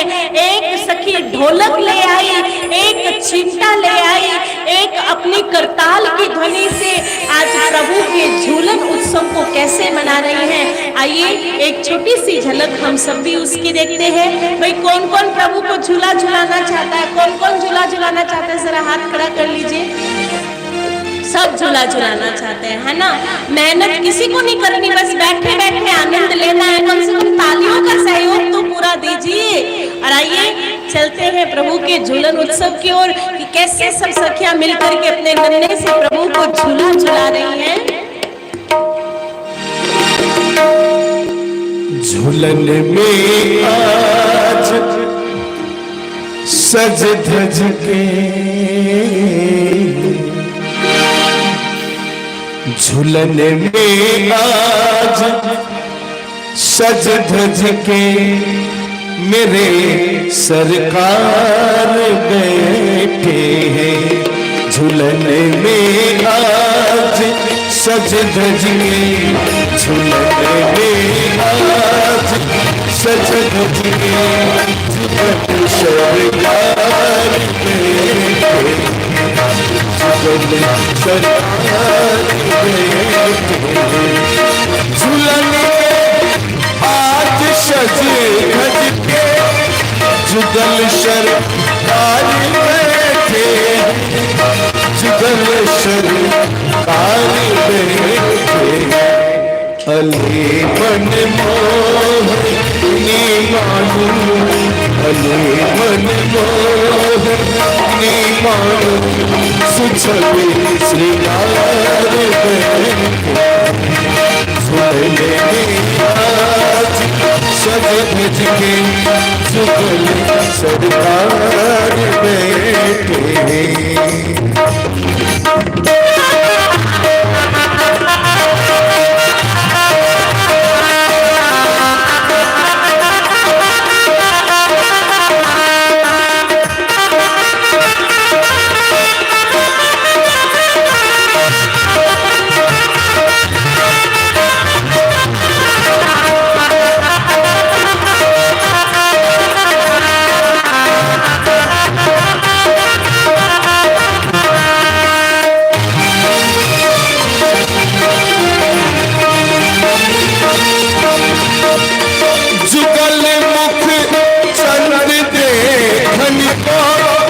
सभी आंखें चकोरी जुगल मुख चंद्र देखन को सभी आंखें चकोरी है, सभी आंखें चकोरी।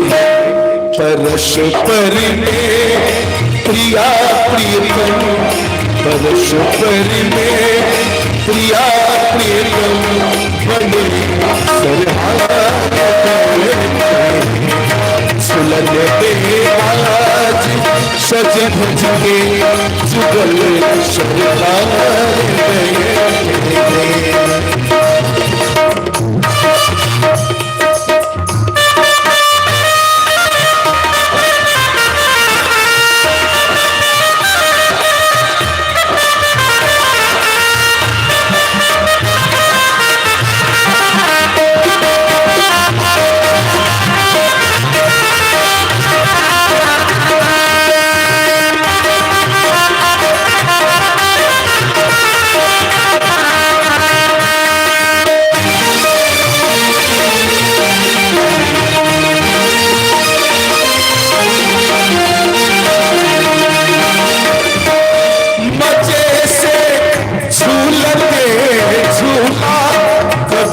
मच की भी लेते हैं,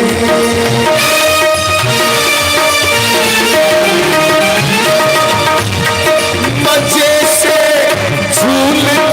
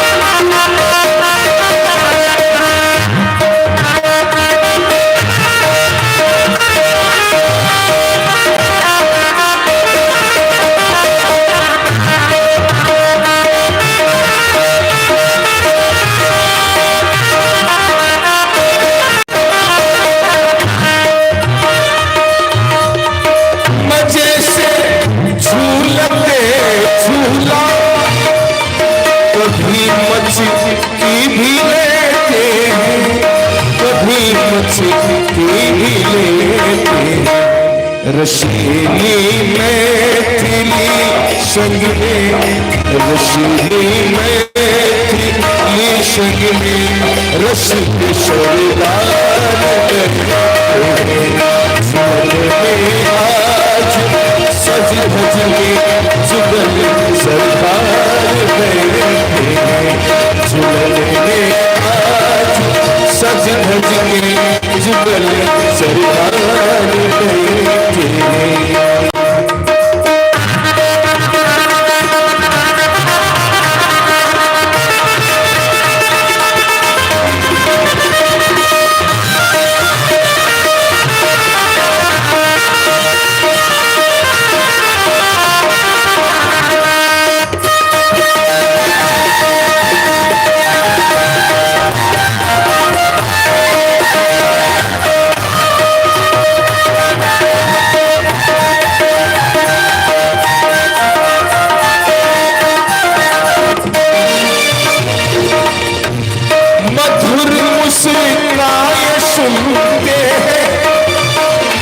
सरस संगीत सखियों के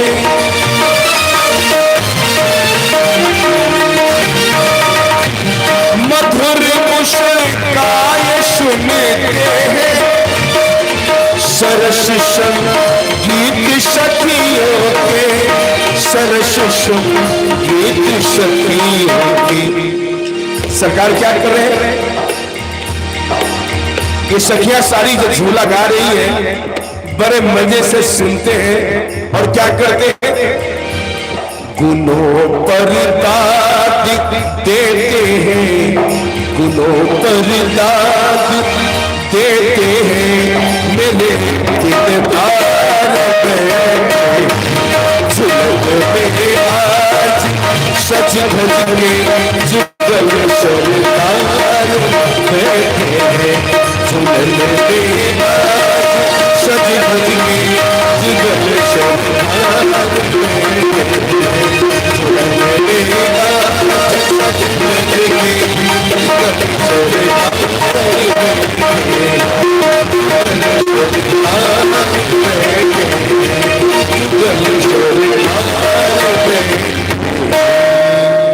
बोलो बिहारी सरकार की। और इस प्रकार गोकुल वासियों का प्रत्येक दिन श्री ठाकुर जी की इस उत्सव में, इस आनंद में व्यतीत होने लगा। इधर महर्षि वेदव्यास जी बताते हैं कि रोज जब मैया यशोदा अपने लाला को जब स्तनपान करा रही थी, सहसा प्रभु ने एक लीला की और उन्होंने अपने शरीर के भार को इतना अधिक बढ़ा लिया कि मैया उसे सहन ना कर सकी और उसी समय मैया ने अपने लाला को अपने वक्षस्थल से दूर किया और लाला को पृथ्वी पर बैठा दिया। पहली बार हमारे लाला ने पृथ्वी का स्पर्श धारण किया और पहली बार हमारे प्रभु ने बैठना सीख लिया। धीरे धीरे अब हमारे प्रभु कभी बैठते, कभी गिरते, कभी लुढ़कते, कभी गुड़कुन गुड़कुन चलते और कभी अपनी तोतली आवाज में कभी माँ माँ, कभी भा भा कर करके अपने माँ और बाबा के चित्त को प्रसन्न करते हैं। एक रोज जब मैया दधी मत रही थी, अचानक लाल लाल घुटमुन घुटमुन चलते जो है यशोदा मैया के समीप आया और पीछे से यशोदा मैया के आंचल को पकड़कर उसे खींचना शुरू कर दिया। अब जैसे ही लाला यशोदा मैया के आंचल को खींच रहा है, मैया लाला को मना करती, लाला ये क्या कर रहा है, अरे देख क्यों परेशान मत कर, मैया दधी मत रही है, दधी मथेगी तो माखन आएगा, माखन निकलेगा तो मैया तुझे माखन खिलाएगी, मेरा लाला माखन खाएगा और उसकी चोटी बड़ी हो जाएगी, मेरा लाला बलशाली बनेगा। लेकिन लाला ने मैया के आंचल को नहीं छोड़ा। माँ का हृदय जान गया कि उसका बालक जो है वो क्या करना चाहता है, अब धीरे धीरे खड़े होना चाहता है, लल्ला चलना चाहता है।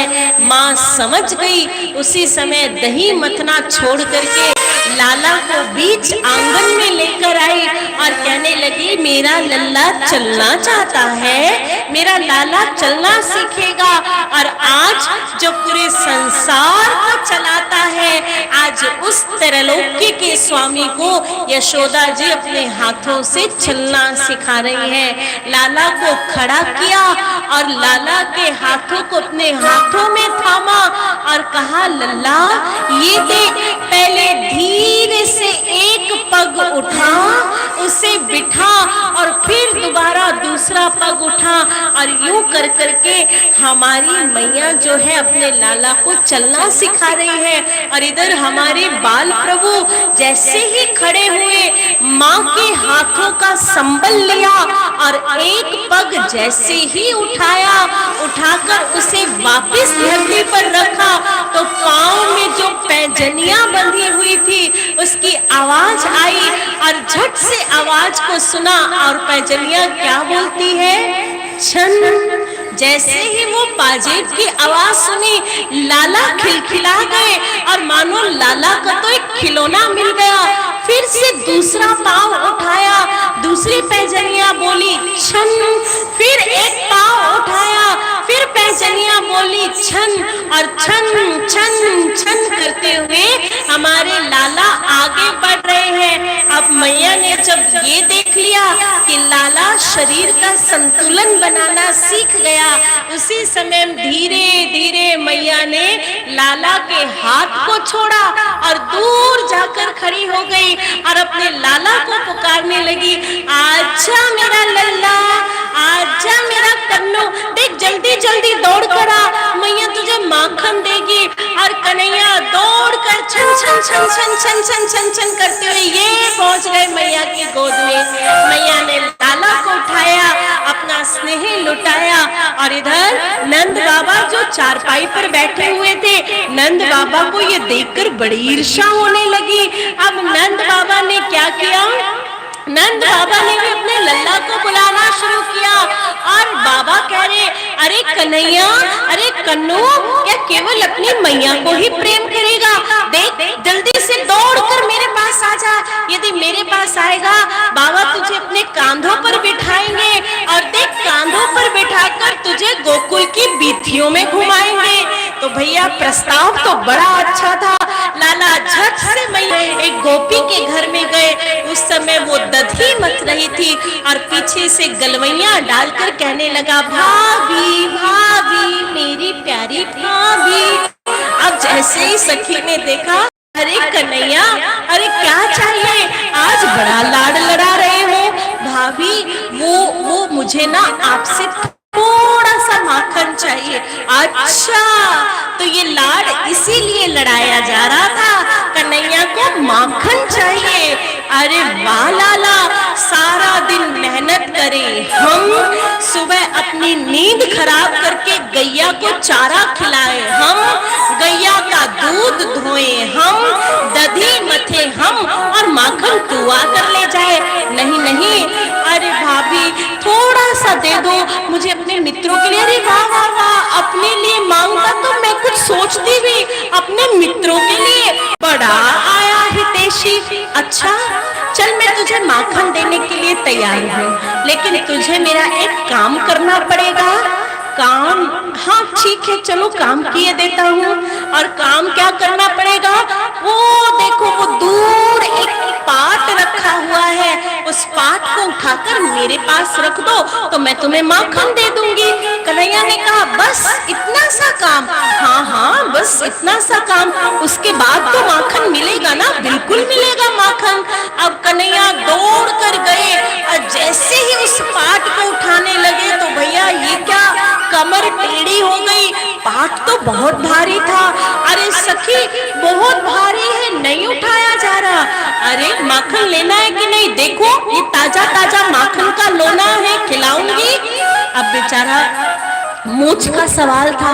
दोस्तों को, मित्रों को जो है वहाँ प्रॉमिस करके आए थे कि भैया मैं माखन लेकर आऊंगा।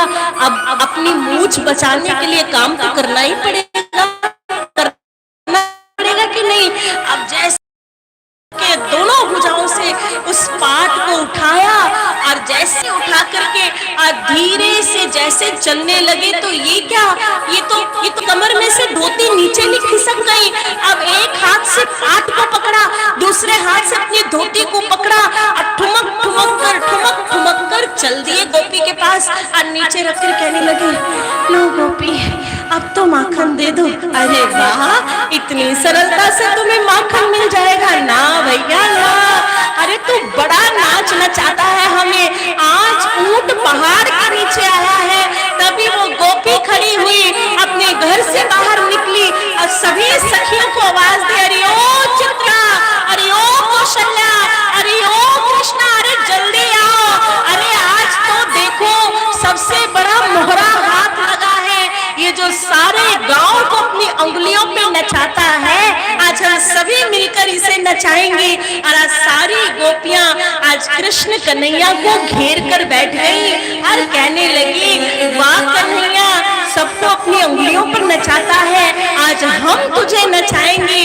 और तभी कृष्ण ने कहा, सखी मुझे तो नृत्य करना आता ही नहीं है। अच्छा, सबको नचाना तो बड़े अच्छे से आता है। अरे नृत्य करने में क्या है, एक हाथ कमर पर रखो, एक हाथ ऊंचा उठाओ और हम ताल देती हैं और उस ताल पर तुम नाच कर दिखाओ।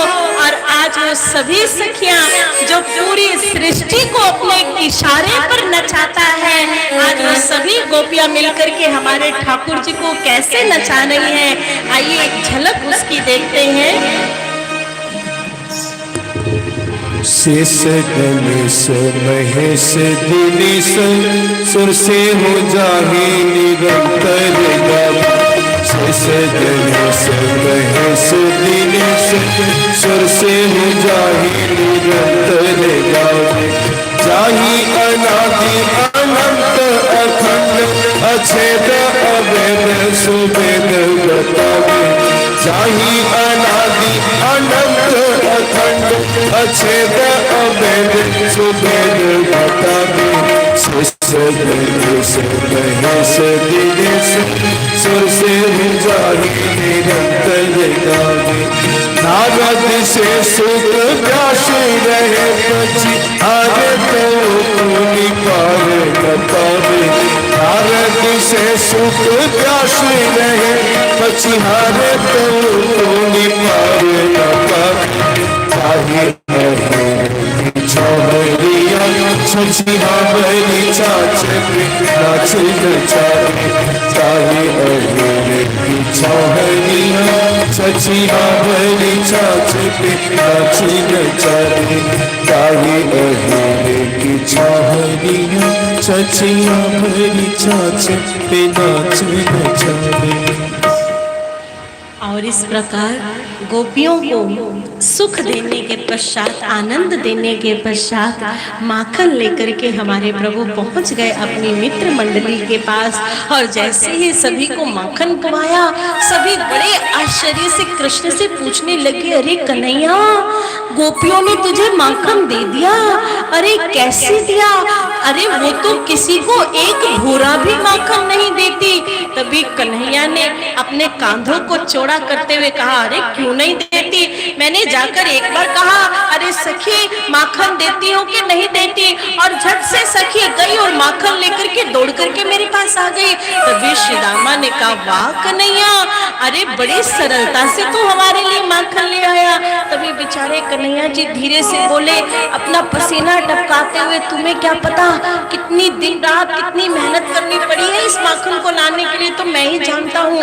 उसी समय कन्हैया ने अपनी सारी मित्र मंडली को एकत्रित किया और कहा, आज अभी और इसी समय से मैं एक नई मंडली का निर्माण करता हूँ और उस मंडली का जो मुखिया है वो मैं रहूंगा। और अब ये मंडली गोकुल के घरों से, गोपियों के घरों से माखन चुराने का काम करेगी। तभी बलभद्र ने कहा, कन्हैया देखो, चपलता तक तो ठीक था, लेकिन ये चोरी, क्या चोरी करना सही बात है? अरे अरे भैया देखो देखो, ये गोपियां यूं माखन नहीं देंगी और इन्हें सबक सिखाने का यही एक तरीका है। अब तो भैया जासूस मंडली का निर्माण हो गया, सबको अपने अपने काम पर लगा दिया गया। श्री दामन को कहा कि तू घात लगा कर बैठना और देखो किस समय गोपियां यमुना में जल लेने के लिए जाती हैं और किस समय उनका घर खाली रहता है, हम उसी समय उनके घरों में जाकर चोरी करेंगे। अब तो भैया नित्य प्रति गोकुल के घरों में चोरियां होने लग गई। यदि किसी घर से माखन नहीं मिलता तो कन्हैया उस घर के दूध के बड़े बड़े हुए हांडी को गिराकर आ जाता, छाछ गिराकर आ जाता। और कुछ नहीं मिलता तो दूध दोहने के टाइम पर बछड़ों को उसके खूंटे से खोल देता। आज पूरे गोकुल में आतंक का माहौल, किसी को ये समझ ही नहीं आया, अरे ये कौन चोर आ गया है गोकुल में जो घर को तहस नहस किए देता है। और एक दिन सारी गोपिकाएं मिलकर के यमुना के तीरे मिलकर विचार करने लगी, भैया इस चोर को तो पकड़ना पड़ेगा। केदली में भी अगर ये चोर ज्यादा दिन रहा तो भैया केदली वाले तो बर्बाद हो जाएंगे कि नहीं हो जाएंगे, 2 दिन की और बात है कि नहीं। अब केदली की सारी गोपियों ने मिल करके कृष्ण को पकड़ने की योजना बनाई और सबसे पहले चुना किसे? चंद्रप्रभा काकी को। अब जैसे ही चंद्रप्रभा को चुना, चंद्रप्रभा ने कहा तुम चिंता मत करो, मैंने तो बड़े बड़े चोरों को सीधा किया है, इस चोर को भी मैं पकड़ कर रहूंगी। और पूरी तैयारी कर ली। और तैयारी कैसी कर ली महाराज? अपने घर के अंदर उसने ताजा माखन निकाला, क्योंकि वो जानती थी कि ये जो चोर है उनकी नाक बड़ी बड़ी लंबी है, जिस घर में ताजा माखन बनता है उसी घर में चोरी करते हैं, आज इनको रंगे हाथों पकड़ूंगी। अब क्या किया उन्होंने, अब जैसे ताजा माखन निकाला उसे मटकी में बांधा और उस मटकी को ऊपर बंधे छीके पर टांग दिया। और केवल इतना ही नहीं, उस छीके के चारों ओर घंटियां बांध दी छोटी छोटी, अगर चोर आएगा, चोर उसे छुएगा, घंटी की आवाज से उसे पकड़ लूंगी। और सबसे ऊपर वाली जो मटकी थी उसके ऊपर किनारे वाली थाली रख दी और उस थाली को पानी से भर दिया। अगर घंटी नहीं भी बजी तो ये थाली तो उठाएगा, थाली से पानी गिरेगा तो झट से जाकर पकड़ लूंगी। सारी तैयारी कर ली और उसके बाद ठीक उस छीके के नीचे क्या किया महाराज, अपनी चारपाई बिछा ली। केदली वाली गोपियां बड़ी समझदार हैं, बड़ी चतुर हैं, देखो कितनी भयंकर योजना बनाई कन्हैया को पकड़ने की। और उसके बाद चारपाई पर बैठ गई। अब सहसा सौभाग्य कहिए या दुर्भाग्य कहिए, आज केदली की चंद्रप्रभा काकी ने नाश्ते में गर्मा गर्म आलू के पराठे खाए थे और आलू के पराठे 2-4 नहीं 6-7 खा गई, ऊपर से लस्सी का गिलास पी लिया। अब भैया दही खाकर लस्सी पीकर तो नींद ऐसी बेजोड़ आती है जिसका कोई हिसाब नहीं। अब चंद्रप्रभा काकी पांव लटका करके बैठी है, हाथ में छड़ी है, अब आए तब आए, अब आए तब आए, कन्हैया आए या ना आए, लेकिन आज एक देवी जरूर आ गई। और वो देवी कौन, निद्रा देवी। आज काकी को नींद आने लगी, काकी ने धीरे धीरे पांव ऊपर किए चारपाई पर, उसके बाद थोड़ी सी कमर सीधी की और ये 2-4 मिनट में काकी तो 9-2-11 ये लंबे लंबे खराटे लेने लगी काकी। और इधर जैसे काकी के खराटे शुरू हुए वैसे श्री दामा दौड़कर गया, अरे कन्हैया, अरे रास्ता एकदम साफ है, चंद्रप्रभा काकी खराटे मार रही है, खराटे, और ये ताजा मक्खन निकला है उसके घर में। कन्हैया ने कहा पक्का काकी सो रही है? अरे सो नहीं रही, अपने कान से उसके खराटे सुनकर आया हूँ, खराटे, ये जोर जोर की खराटे मार रही है, पक्का। आज सारी मित्र मंडली चल पड़ी आज काकी चंद्रप्रभा के घर में। और इधर जैसे ही मोटू, पतलू, लंबू, छोटू, तनसुखा, मनसुखा, श्री दामा, मधुमंगल, आज सबकी टोली को लेकर के कन्हैया जी कहाँ चल पड़े, कहाँ चल पड़े महाराज, चंद्रप्रभा काकी के घर। और जैसे जाने लगे तभी वो जो मोटू था वो द्वार को खटखटाने लगा। कन्हैया ने तुरंत उसको पीछे खींचा, अरे मोटे कभी तो दिमाग इस्तेमाल किया कर, अरे हम चोरी करने जा रहे हैं, चोरी करने। और जब चोरी करने जाते तो सामने के दरवाजे से नहीं, पीछे के दरवाजे से जाते हैं। सारी मंडली घर के पीछे जाकर इकट्ठी हो गई और घर का जो झरोखा था वो झरोखा खुला हुआ था। एक एक करके सब उस झरोके में, ये कृष्ण जी आ गए, ये मुदमंगल आ गए, ये श्रीदामा आ गया, ये मनसुखा आ गया। अब भैया सबसे बड़ी आफत आ गई मोटू को, जो थोड़ा हमारी तरह थोड़ा तंदुरुस्त था, थोड़ा मोटा सोटा था। अब जैसे झरोखे में गया बेचारा बीच में फंस गया हमारी तरह, ना अंदर आने में बन रहा है ना बाहर जाने में बन रहा है। अब कन्हैया ने उसकी दोनों भुजाओं को पकड़ा, अरे मोटू कितनी बार कहता हूँ थोड़ी 2 रोटी कम खाया कर, इतना खा खा करके मोटा हो गया है।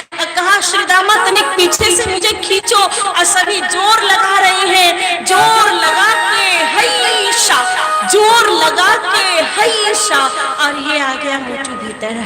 अरे बाप रे बाप, पहले थका दिया इस मोटू ने तो। अब घर के भीतर गए, आंगन में गए तो वाह, काकी तो बड़े आराम से चारपाई पर लेट करके खराटे भर रही है। कन्हैया ने एक नजर ऊपर देखा तो वाह भाई वाह, अरे केदली की गोपियां इतनी चतुर हो गई, इतनी चतुर हो गई, वाह। छीके पे मटकी, छीके के चारों ओर घंटी, उसके ऊपर पानी। तभी कन्हैया ने मुदमंगल को कहा कि जाकर सरोवर से कमल की नाल को लेकर आओ। मुदमंगल कमल की नाल को लेकर आया और सभी सखाओं को कहा, सभी एक मानव स्तंभ बना लो, इकट्ठे हो जाओ और एक के कंधे के ऊपर एक के कंधे के ऊपर एक स्तंभ, एक खंबा बना लिया और कन्हैया जी हमारे मानव के उस खंबे के ऊपर चढ़ गए महाराज। अब जैसे चढ़े तो कन्हैया ने एक लीला की और आज उस छीके के चारों ओर जो घंटियां बंधी हुई थी, उन घंटियों से प्रभु कोई बात करने लगे और कहने लगे, घंटी महारानी, आज मैं अपने मित्रों के साथ माखन चोरी की लीला करने आया हूँ, इसलिए आपके लिए कुछ आदेश है। घंटी ने कहा, प्रभु आज्ञा दीजिए, जब मैं इस छीके को हाथ लगाऊं तो तुम्हारी आवाज आनी चाहिए कि नहीं आनी चाहिए? आनी चाहिए घंटी की आवाज? नहीं आनी चाहिए। जब मैं इस छीके को छू करके ये थाली नीचे उतारूं तब भी घंटी की आवाज आनी चाहिए कि नहीं आनी चाहिए? नहीं आनी चाहिए। जब माखन की मटकी नीचे उतारो तब भी घंटी की आवाज आनी चाहिए कि नहीं आनी चाहिए? एकदम नहीं आनी चाहिए। जब मैं अपने मित्रों को माखन खिलाऊं, घंटी बोली, बस बस बस बस प्रभु मैं समझ गई, आज तो मौन व्रत धारण कर लेना है, मैं कसम खाती हूँ, मैं क्या मेरी 7 पुश्ते भी आज कोई आवाज नहीं करेंगे। प्रभु आप अपनी लीला कीजिए और मुझे भी आनंद दीजिए। आप प्रभु मुस्कुराए और धीरे से प्रभु ने कमल की नाल को उस किनारे वाली थाली में जैसे डाला, नाल से जल को पी लिया और उस छीके को जैसे हाथ लगाया तो घंटी की आवाज आई कि नहीं आई? बताओ आप लोग, घंटी बोली कि नहीं बोली? नहीं बोली।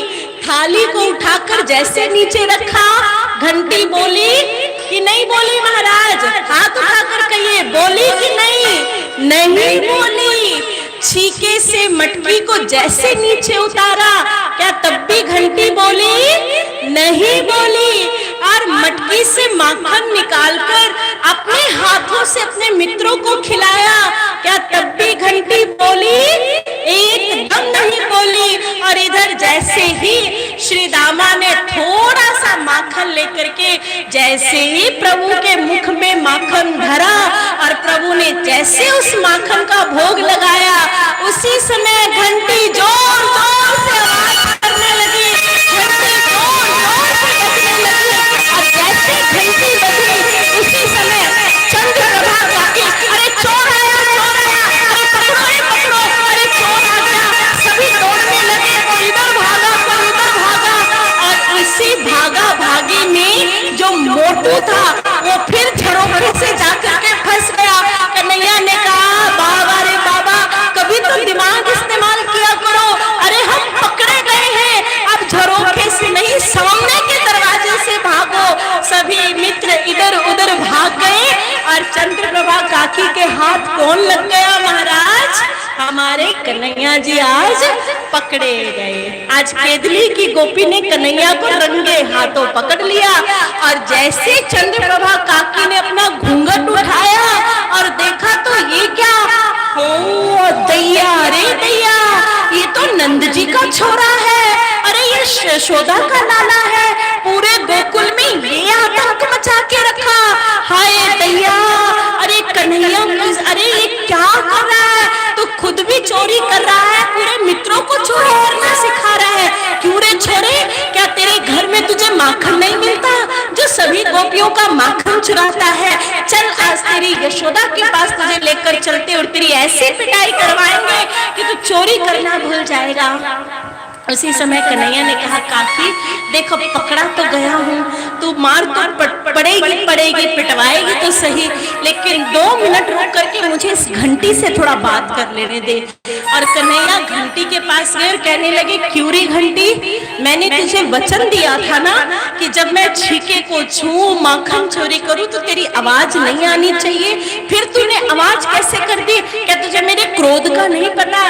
घंटी ने कहा, क्षमा प्रभु, आपके क्रोध को कौन नहीं जानता, लेकिन प्रभु आप ही बताइए, जब आपने छीके को हाथ लगाया तो क्या मेरी आवाज आई? आई भाई? नहीं आई। जब आपने थाली उतारी तब भी मैं कुछ नहीं बोली, आपने मटकी नीचे उतारी तब भी मैंने कुछ नहीं कहा, आपने अपने मित्रों को माखन खिलाया तब भी मैं एकदम गूंगी बनकर बैठी रही। लेकिन प्रभु ये तो आप ही का बनाया हुआ नियम है। जब मंदिर में भी पुजारी ठाकुर की प्रतिमा को भोग लगाता है तो वो भी घंटी बजा करके भोग लगाता है। मेरे सामने तो साक्षात मेरे ठाकुर जी भोग लगा रहे थे, तो मैं कैसे नहीं आवाज करती? प्रभु मुझे तो बोलना ही था। ठाकुर जी मुस्कुरा दिए और आज चंद्रप्रभा ठाकुर जी को पकड़ करके आज यशोदा जी के पास लेकर जा रही है। मार्ग में प्रभु ने लीला की, चंद्रप्रभा के बेटे का हाथ चंद्रप्रभा, क्योंकि घूंघट ओढ़ा हुआ था, चंद्रप्रभा को पता ही नहीं चला और पहले ही मैया के पास जाकर के कन्हैया बैठ गए। और तभी चंद्रप्रभा ने जैसे कहा यशोदा तेरा लाला ये करता है, यशोदा ने अपने लाला को दिखा दिया और इस प्रकार प्रभु नित्य नई नवीन लीलाएं करने लगे। इसी बीच में हमारे प्रभु 5 वर्ष की आयु को प्राप्त कर चुके और इधर सभी नंद कुमारों ने कहा अब कन्हैया को धीरे धीरे गौचारण के लिए ब्रज भूमि की ओर लेकर जाना चाहिए। प्रभु ने 5 वर्ष की आयु में ब्रज भूमि में आना जाना प्रारंभ कर दिया। इधर मथुरा के राजा कंस को जैसे यह पता चला कि कृष्ण अब ब्रज भूमि में आता जाता है तो उन्होंने बकासुर, अघासुर, धेनुकासुर, प्रम्बलासुर जैसे राक्षसों को प्रभु के वध के लिए भेजा, परंतु प्रभु ने अपने एक ही क्षण मात्र से उनको मृत्यु के घाट उतार दिया। इधर हमारे प्रभु ने इसी अवस्था में 6 से 7 वर्ष तक के बीच की अवस्था में हमारे प्रभु ने गोपियों के चीर हरण की लीला को भी संपन्न किया। ये चीर हरण की लीला एक साधारण या सामान्य लीला नहीं थी। प्रभु मानो उन गोपिकाओं के माध्यम से ये बताना चाहते थे कि जीवात्मा और परमात्मा के बीच में माया का चीर जब तक रहेगा, विकारों का पर्दा जब तक रहेगा, तब तक आत्मा परमात्मा से नहीं मिल सकती। और इसके पश्चात उसी 7 वर्ष की आयु में प्रभु जब धीरे धीरे वृंदावन की भूमि पर जब यमुना के तीरे खेलने लगे तो प्रभु को यह मालूम पड़ा कि यमुना के कुंड में कालिया आ गया है और कालिया के विष से यमुना का जल जो है वो विषैला हो रहा है। और उसी समय प्रभु ने कालिया का वध करने का निर्णय किया और जब अपने मित्रों के साथ कंदुक क्रीड़ा कर रहे थे तो उस समय हमारे प्रभु ने धीरे से कंदुक को जो है यमुना के कुंड में फेंक दिया और श्री दामा हट करने लगा कि मेरी गेंद मुझे लाकर वापस दो। कन्हैया ने आव देखा ना ताव देखा, झट से उस यमुना के कुंड में कूद गए और नीचे अपने फन फैलाया हुआ वो कालिया जो था शयन कर रहा था। प्रभु ने उसी समय कालिया की पूंछ पर पद प्रहार करना शुरू किया। जैसे ही कालिया ने पद प्रहार शुरू किया, कालिया अपने निद्रा से जागा और उसने अपने पाश में कालिया को जकड़ लिया। इधर जैसे ही कालिया ने प्रभु को बांधा, कभी प्रभु को ऊपर हवा में लेकर जाता है तो कभी नीचे, कभी दाएं तो कभी बाएं। अब प्रभु से बार बार कह रहे हैं कि कालिया यहाँ से वापस से ले जाओ, इस यमुना कुंड को छोड़ दो, यहाँ से इस यमुना जल का पान सभी गायें करती हैं, सभी गोकुलवासी करते हैं, परंतु आज वो कालिया बात नहीं मान रहा। तभी प्रभु ने अपनी भुजाओं में शक्ति का संचार किया, उसके पाश से मुक्त हुए, अपनी मुट्ठी को जोड़ा और कालिया के शरीर पर एक के बाद एक मुष्टिका प्रहार करने लगे। और जैसे ही प्रभु का मुष्टिका प्रहार कालिया के शरीर पर हुआ, मानो कालिया को ऐसा लगा कि उसके प्राण पखेरु उसका साथ छोड़ देंगे।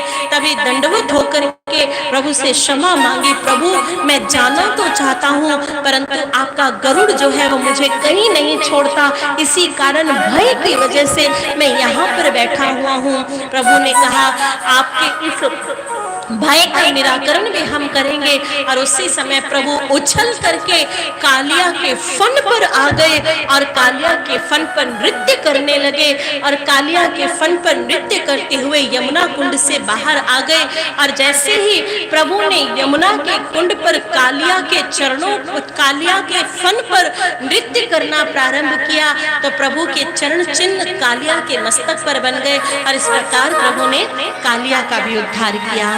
इधर दिन बीतते गए। महर्षि वेदव्यास जी कहते कि एक रोज सभी गोकुलवासी किसी उत्सव की तैयारी में लगे हुए थे और सभी अपने अपने घरों को सजा रहे थे। कोई घरों के आगे रंगोली बना रहा था, कोई बंदरवार से सजा रहा था, कोई पुष्प ला रहा था, कोई नैवेद्य बना रहा था। तभी बलभद्र और श्री कृष्ण वहां पहुंचे तो बलभद्र और कृष्ण ने ऐसी तैयारी को देखकर कहा, भैया क्या आज आपका जन्मोत्सव है या मेरा जन्मोत्सव है? बलभद्र ने कहा, लाला हम भी नहीं जानते, चलो बाबा से जाकर पूछते हैं। बाबा के समीप जाकर के बाबा के पीछे से गलवैया डालकर श्री कृष्ण ने पूछा, बाबा क्या आज मेरा जन्मोत्सव है या कौन सा उत्सव है? बाबा ने कहा, धत कन्हैया, तुम्हें तो हर समय अपना ही उत्सव सुझाई पड़ता है। अरे हम सभी गोकुलवासी इंद्र उत्सव की तैयारी कर रहे हैं, इंद्रोत्सव होने जाएगा और चलो तुम भी जल्दी से मैया की नैवेद्य बनाने में मदद करो। जैसे ही कन्हैया ने ये बात सुनी, बाबा इंद्रोत्सव? हाँ हाँ लाला इंद्रोत्सव। ये उत्सव क्यों मनाया जाता है, किसकी पूजा होती है और क्यों होती है? बाबा ने कहा, कन्हैया इंद्रोत्सव वर्षा के देवता इंद्र के लिए मनाया जाता है और इंद्र की पूजा होती है। और क्यों पूजा होती है?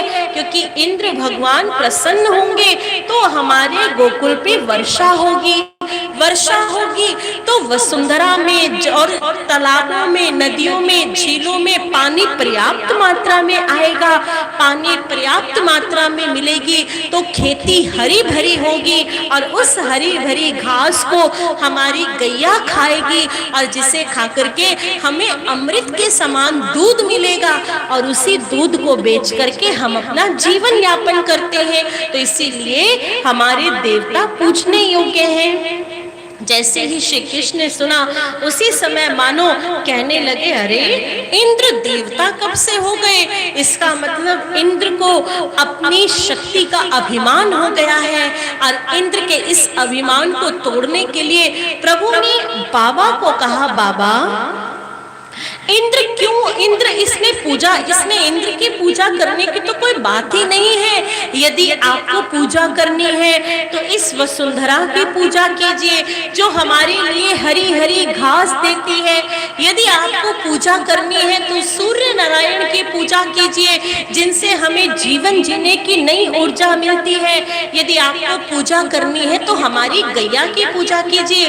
तभी पास में एक बुजुर्ग गोप बैठे थे, उसने कहा, कन्हैया इतनी चपलता अच्छी बात नहीं है। अरे ये हमारे गोकुल की परंपरा रही है, आदि अनादि काल से हम इंद्र की पूजा करते आए हैं और देखो ये चप चप करना बंद करो और तुम भी जाकर पूजा की तैयारी करो। तभी कन्हैया ने कहा, बाबा जो गलत है सो गलत है। अच्छा मुझे एक बात बताइए, आप जो अपने देवता इंद्र की पूजा करते हैं, क्या आपको इंद्र ने कभी दर्शन दिया? सभी ने नाम में सर हिला दिया, इंद्र ने तो आज तक दर्शन नहीं दिया। अच्छा एक बात और बताइए, यदि आप इंद्र की पूजा नहीं करेंगे तो फिर क्या होगा? तभी एक गोप ने कहा, लल्ला यदि हम इंद्र की पूजा नहीं करेंगे तो इंद्र क्रोध करेंगे और इंद्र के क्रोध से बच पाना बड़ा मुश्किल है। उसी समय कन्हैया ने कहा, ये हुई ना बात, इसका मतलब आप इंद्र की पूजा भय से करते हैं, डर से करते हैं। ये तो कोई भक्ति नहीं हुई, ये तो कोई पूजा नहीं। अरे भक्ति तो व्यक्ति को सारे डर से मुक्त कराती है, सभी भय से दूर भगाती है। और इसीलिए आज कन्हैया की बातों को सुनकर सारे गोकुलवासी एकदम चुप हो गए। तभी नंद बाबा ने कहा, अच्छा कन्हैया चलो ठीक है, हम सभी तुम्हारी बात को स्वीकार करते हैं। यदि इंद्र की पूजा ना करें तो फिर हम किसकी पूजा करें? उसी समय कन्हैया ने कहा, चलिए आज मैं बताता हूँ आप सभी को कि आपको किसकी पूजा करनी चाहिए। इस पूरी वसुंधरा के प्रतीक के रूप में हम गोवर्धन पर्वत को अपना स्वामी स्वीकार करते हैं, हम गोवर्धन पर्वत को अपना आराध्य स्वीकार करते हैं। और आज सभी गोवर्धन भगवान की पूजा करने के लिए आज कन्हैया सभी को लेकर जाने के लिए तैयार कर लेते हैं। तभी श्री रामा ने कहा, कन्हैया भगवान गोवर्धन की पूजा की विधि तो हमें पता ही नहीं है, कैसे पूजा करें? कन्हैया ने कहा, बस इतनी सी बात, जाओ सभी यमुना के जल को भरकर लेकर आओ, दीप धूप नैवेद्य लेकर आओ, पुष्प मालाएं लेकर आओ, अक्षत लेकर आओ, चंदन और केसर लेकर आओ, और हाँ इसी के साथ साथ अपनी गैया के पाँव में घुंघरू बांधो, उनके गले में घंटी बांधो, उनके सींगों को सजाओ। आज अपने गोधन को लेकर सभी चलो मेरे साथ गोवर्धन की तलहटी पर भगवान गोवर्धन की पूजा करने के लिए। और आज सभी के सभी आज बड़े बड़े छत्रों में खाद्य सामग्री, नैवेद्य, पूजा की सामग्री इत्यादि एकत्रित करके आज सभी पहुंच गए गोवर्धन भगवान की तलहटी पर। तभी कन्हैया ने कहा, सभी यहाँ पर एकत्रित हो जाए, अपने अपने पूजन की सामग्री को रख दिया जाए। और तभी गांव के बड़े बुजुर्गों से गोवर्धन भगवान का जलाभिषेक किया गया, यमुना के जल से उनका जलाभिषेक किया गया, पंचामृत से उन्हें स्नान कराया गया, दुग्ध से स्नान कराया गया, उनके मस्तक पर केसर का तिलक लगाया गया, अक्षत चढ़ाया गया, और उसके बाद पुष्प मालाओं से और पुष्पों से भगवान गोवर्धन की पूजा को संपन्न किया। तत्पश्चात एक बड़ी सी थाल में जिसके भी घर से अन्नकूट आया था, भोजन की सामग्री, नैवेद्य, प्रसाद आया था, उसे एक बड़ी सी थाल में सजाया। और भगवान श्री कृष्ण ने सभी को कहा कि सभी अपने हाथ जोड़ लीजिए, अपने नेत्रों को मूंद लीजिए और भगवान गोवर्धन से प्रार्थना कीजिए कि प्रभु आज हम आपकी शरण में आए हैं, हमारी पूजा को स्वीकार कीजिए और देखना गोवर्धन भगवान तुम्हारे नैवेद्य को स्वीकार करेंगे। तभी बाबा ने कहा, कन्हैया सच में गोवर्धन भगवान हमें दर्शन देंगे, क्यों नहीं दर्शन देंगे बाबा, बिल्कुल दर्शन देंगे। और आज सभी गोकुलवासी अपने नेत्र मूंदकर हाथ जोड़कर गोवर्धन भगवान से प्रार्थना करने लगे। और इधर जैसे ही प्रभु श्री कृष्ण ने यह देखा कि सभी पूजा में लीन है, उसी समय अपने एक स्वरूप को उन गोकुल वासियों के पास छोड़ा और अपना एक स्वरूप चतुर्भुज स्वरूप में गोवर्धन भगवान की चोटी पर प्रकट किया। और जैसे ही भगवान ने अपने चतुर्भुज स्वरूप को प्रकट किया, तभी एक आवाज की, अहम ब्रह्म अस्मि, अहम शैलम अस्मि, मैं ही ब्रह्म हूँ, मैं ही तुम्हारा भगवान हूँ। और जैसे ही सभी गोकुल वासियों ने ये ध्वनि सुनी, अपने नेत्रों को खोल लिया, और जैसे नेत्रों को खोला तो सामने शैल समान चतुर्भुज रूपधारी भगवान गोवर्धन का दर्शन सभी ने किया। तो सभी कहिए, बोले गोवर्धन भगवान की, बोले गोवर्धन भगवान की। और देखते ही देखते भगवान गोवर्धन उनके नैवेद्य को स्वीकार करने लगे। ऐसा लग रहा था मानो सारा नैवेद्य एक एक करके गोवर्धन भगवान के मुख में समा रहा है। तभी श्री रामा ने कहा, कन्हैया क्या ये भगवान सारा भोजन खा जाएंगे? अरे नहीं नहीं, तुम्हें भी मिलेगा। और आज अपने भगवान, अपने आराध्य का दर्शन करके सभी बड़े प्रसन्न हैं, सभी बड़े खुश हैं, सभी खुशी से नाच रहे हैं, झूम रहे हैं, गा रहे हैं और अपने गोवर्धन भगवान की किस प्रकार पूजा कर रहे हैं, उनके इस उत्सव में किस प्रकार शामिल हो रहे हैं। आइए हम भी उनकी खुशी में सम्मिलित होते हैं। उत्सव से पहले विजय जादव की माँ, विजय जादव की माँ जिसके तरफ से 51 रुपये का चढ़ावा आया है, दान आया है। इसके बाद नीतीश कुमार सूरदास, वाह, नीतीश कुमार जो सूरदास है उनके तरफ से 11 रुपये का चढ़ावा आया है। देखिए भगवान के घर चढ़ावा तो निश्चित रूप से ही लाना चाहिए। आपने एक गीत सुना होगा, गरीबों को सुनो वो तुम्हारी सुनेगा, और तुम 1 पैसा दोगे वो 10 लाख देगा। तो निश्चित रूप से जो भी भगवान के यहाँ दान देते हैं हमारे ठाकुर जी उनको कल्याण करेंगे और अपनी भक्ति नित्य प्रतिदिन उन्हें प्रदान करेंगे। आइए चलते उत्सव की ओर। कौन कौन चलेंगे गोवर्धन हमारे साथ? गोवर्धन महाराज की तलाटी का परिक्रमा करने कौन कौन चलेंगे? जो चलेंगे जरा दिन हाथ उठाइए। तो ठीक है, तन यहाँ और मन रखना है कहाँ? गोवर्धन महाराज के यहाँ। कैसे? श्री गोवर्धन महाराज महाराज तेरे माथे मुकुट विराजे, श्री गोवर्धन महाराज महाराज तेरे माथे मुकुट विराजे, तेरे माथे मुकुट विराजे, तेरे माथे मुकुट विराजे, तेरे माथे मुकुट विराजे, तेरे माथे मुकुट विराजे। श्री गोवर्धन श्री गोवर्धन श्री गोवर्धन महाराज महाराज तेरे माथे मुकुट विराजे, श्री गोवर्धन महाराज महाराज तेरे माथे मुकुट विराजे।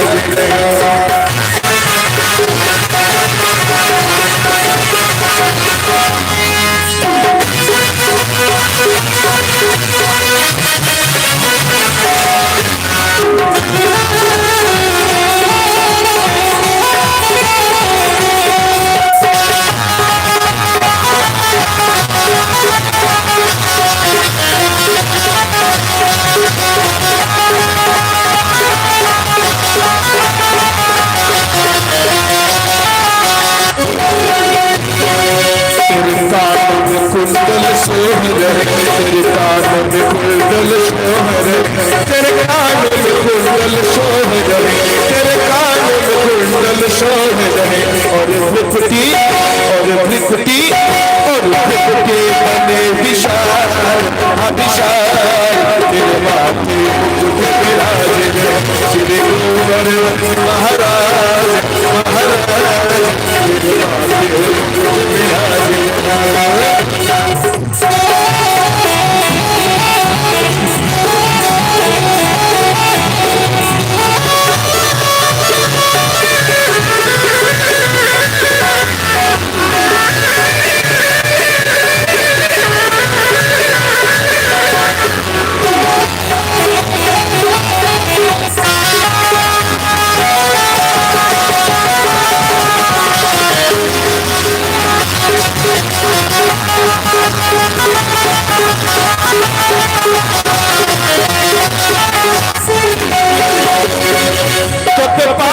चढ़े तो फूल चढ़े, पानी चढ़े तो फूल चढ़े, और चढ़े दूध की धार हाँ धार, तेरे माथे मुकुट विराजे, श्री गोवर्धन महाराज महाराज तेरे माथे मुकुट विराजे।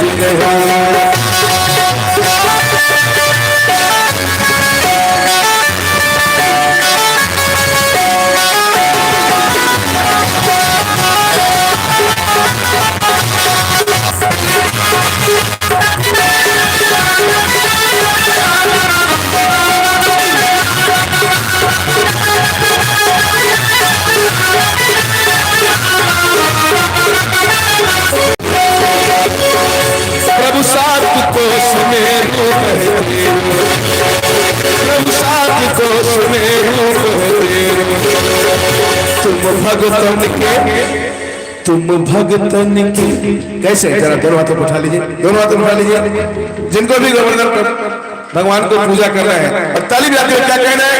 तुम भगतन के सरताज ताज, तेरे माथे मुकुट विराजे, श्री गोवर्धन महाराज महाराज तेरे माथे मुकुट विराजे, श्री गोवर्धन महाराज महाराज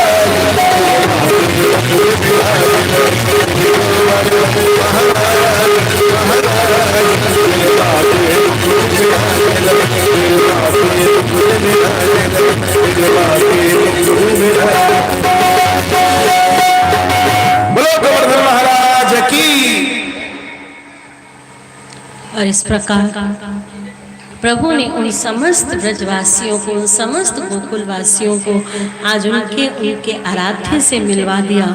और इधर जैसे ही देवराज इंद्र को यह ज्ञात हुआ कि ये गोकुलवासी मेरी पूजा छोड़ करके किसी अन्य देव की पूजा करने लगे, तो मानो इंद्र के अहंकार को चोट लगी। उसने उसी समय अपने 14 बादलों को ये आज्ञा दी कि जाओ इसी समय गोकुल के ऊपर एक ऐसा वज्रपात गिराओ, ऐसी मूसलाधार बारिश करो, ऐसी मूसलाधार बारिश करो कि जिससे गोकुल वासियों को ये समझ आ जाए कि इंद्र की पूजा ना करने का परिणाम क्या होता है। उसी समय वो 14 के 14 बादल भयंकर आंधी का रूप धारण करके और मूसलाधार वर्षा का रूप धारण करके ब्रज के ऊपर बरसने लगे।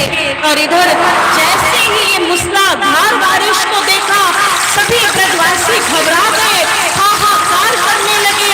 सभी कहने लगे, देखा देखा कृष्ण की बात मानने का क्या परिणाम हुआ। अरे हम ना कहते थे यदि इंद्र की पूजा नहीं की तो सब तहस नहस हो जाएगा। तभी गोकुलवासियों ने कहा, अरे जिसने हमें इस समस्या में डाला है वही हमें इस समस्या से भी निकालेगा। उसी समय सभी मिल करके नंद राय जी के द्वार पर गए। तभी श्री कृष्ण ने कहा, आप धैर्य रखिए, आज जिस देवता की हमने पूजा की है, जिस देवता का हमने दर्शन किया है, वही हमें शरण प्रदान करेंगे। आप सभी अपनी अपनी गायें और अपने अपने जरूरत के सामान को लेकर मेरे साथ चलो।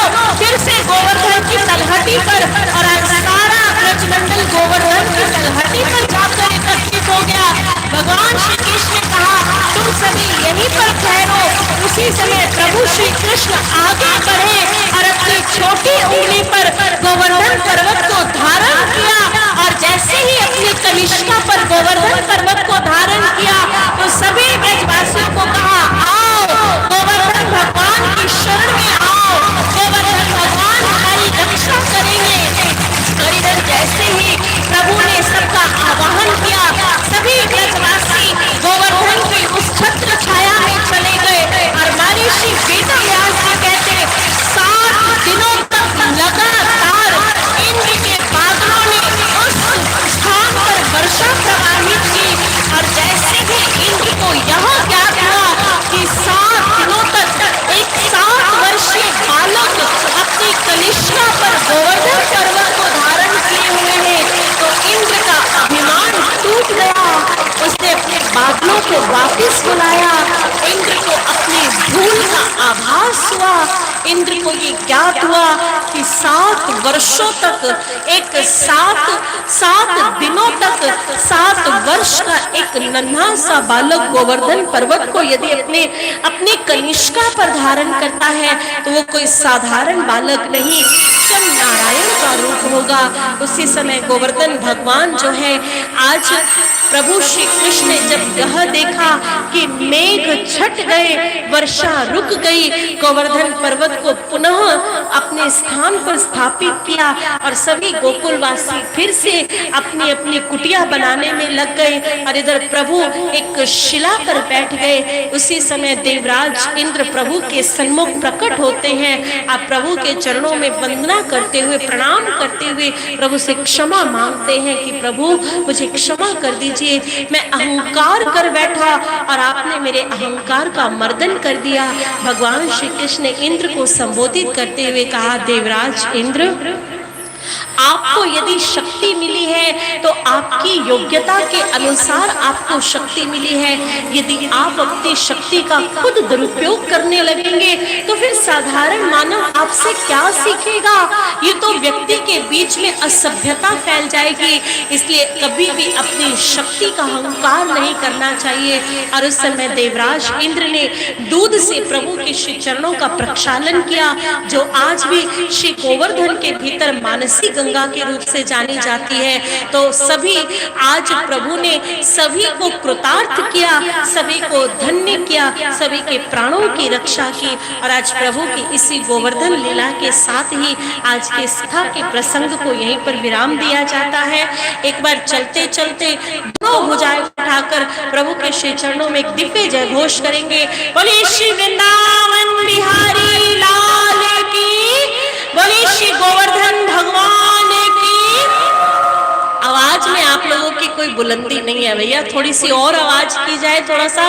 बोलिए श्री वृंदावन बिहारी लाल की, बोलिए श्री गोवर्धन धारी भगवान की, बोलिए भक्त वत्सल भगवान की, सच्चे दरबार की जय। देखिए, जयकारा तो आप लोग बोले हैं, लेकिन हमको केवल ये माता बहनों का ही आवाज सुनाई दे रहा है। हमारे भाई लोग आप लोगों की आवाज तो सुनाई ही नहीं दे रही। इस बार मैं बुलाऊंगा जयकार, तो माता बहनें नहीं बोलेंगे, केवल भाई लोग बोलेंगे। हमारे जो गार्जियन हैं वो सब बोलेंगे। जरा देखूं कि आप लोग बोल पाते हैं कि नहीं। एक बार केवल भाई लोग बोलेंगे। बोलिए वृंदावन की। आप लोग भी भाई भाई लोग, खाली भाई लोगों को बोलना था। सभी भाई लोग, माता बहन नहीं बोले, नहीं तो जो बोलेंगे उनको मैं भाई समझ लूंगा। सभी भाई लोग बोलेंगे। बोलिए वृंदावन बिहारी लाल की। देखिए, अब रहा ना, अब आप लोग इतने संख्या में हैं, फिर भी आप लोगों का आवाज झप गया। हमारे भाई लोग ही, एक बार आप लोग भी जरा सा जोर लगा के बोलिए, देखता हूं किसमें कितना दम है। सरफरोशी की तमन्ना अब हमारे दिल में है, और देखना है जोर कितना बाजुए का तिल में है। इस बार खाली माता बहनें बोलेंगे। अच्छा, देखता हूं किसमें जोर है। मैं दो पार्टी बना देता हूं, लेडीज और जेंट्स। मेरे पास एक मोबाइल है, जो पार्टी जीत जाएगा उसको मोबाइल हम गिफ्ट कर देंगे। हाँ, निश्चित रूप से। पहले माता लोग, आप लोग बोलिए, बोले वृंदावन बिहारी लाल की। हाँ, ठीक है भाई लोग। अब मुझ का सवाल है। हाँ, हमरा इज्जत नहीं जाने पाए। आप लोग बोलिए, प्रेम से बोलिए गोवर्धन महाराज की। वाह, देखिए, मैं फैसला कर देता हूं, दोनों पार्टी बराबरे है, इसलिए मोबाइल हम अपने रख लेते हैं। और आइए, अभी अंकित कुमार जी की तरफ से 51 रुपये का ये चढ़ावा आया है। हमारे ठाकुर जी उनको कल्याण करें। और मैं एक सूचना दे दूं कल के लिए, कल की कथा में। अच्छा, ये बताइए कि आज कथा का कितना दिन हुआ? आज कथा का कितना दिन हुआ? सर्वेश्वर सिंहेश्वर मुखिया जी के पोता की तरफ से, कन्हैया कुमार की तरफ से 11 रुपये। बहुत बहुत धन्यवाद। तो मैं ये कह रहा था कि कल जो है कथा का 6ठा दिन होगा, और कथा के माध्यम से हम लोग भगवान के विवाहोत्सव का आनंद लेंगे। भगवान का विवाह कराया जाए कि छोड़ दिया जाए? अरे भगवान का विवाह कराया जाए कि ठन ठन गोपाल छोड़ दिया जाए? जो कल भगवान का विवाह हो जाए, दोनों हाथ उठाइए। जो लोग चाहते हैं। अच्छा, सब लोग चाहते हैं। तो विवाह में बराती होता है, एक घराती होता है। बराती में कौन कौन लोग रहेंगे? जो बराती में रहेंगे हाथ उठाइए। हाँ, तो बराती में रहने वाले कल गाड़ी सुनने के लिए भी तैयारी रही है। और घराती में कौन रहेंगे? लड़की वालों की तरफ से कौन कौन लोग रहेंगे?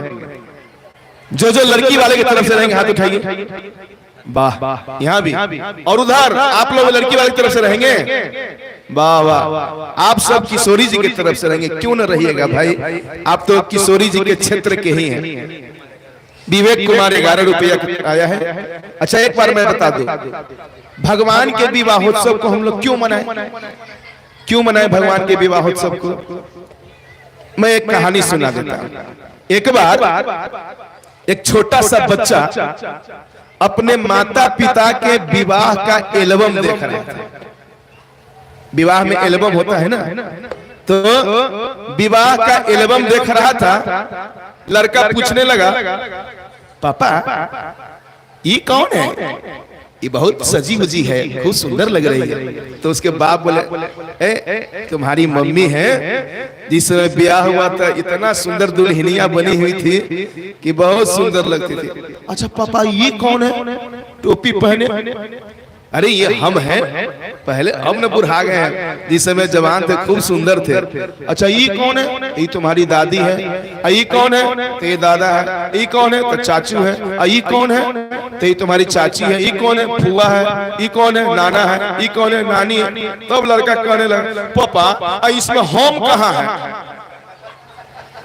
लड़का कहने लगा, इसमें हम कहाँ है? तो उसका बाप बोला, चुप ना लायक कहीं के, माता पिता के विवाह में तुम कहां से आएगा? तो लड़का कहने लगा, नहीं हम भी रहेंगे, हमको भी इसमें रहना है। तो एक बात बताइए, माता पिता के विवाह में बेटा कैसे रहे, बेटी कैसे रहे? एक जुगाड़ है। क्या जुगाड़ है? माता पिता अपने विवाह का वर्षगांठ मनाए, तो उस विवाह में तो बेटा बेटी नहीं रहेगा, लेकिन माता पिता के विवाह के वर्षगांठ हम लोग मना लें तो उसमें बेटा और बेटी रहेगा कि नहीं रहेगा? रहेगा ना।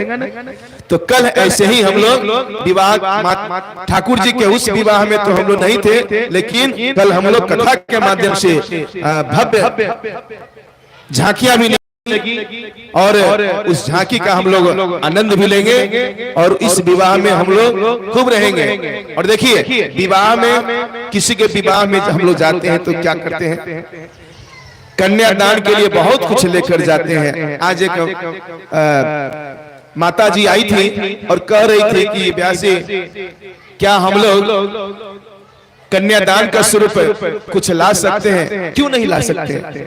अरे जब आप किशोरी जी को अपनी बेटी मानेंगे, और जिसने अपनी बेटी को तो सब बेटी मानता है, अपना बेटा को तो सब मानता है, लेकिन जिसने किशोरी जी को, राधे रानी को अपना पुत्री मान लिया, साहब उसके जैसा भाग्यवान इस दुनिया में कोई होगा।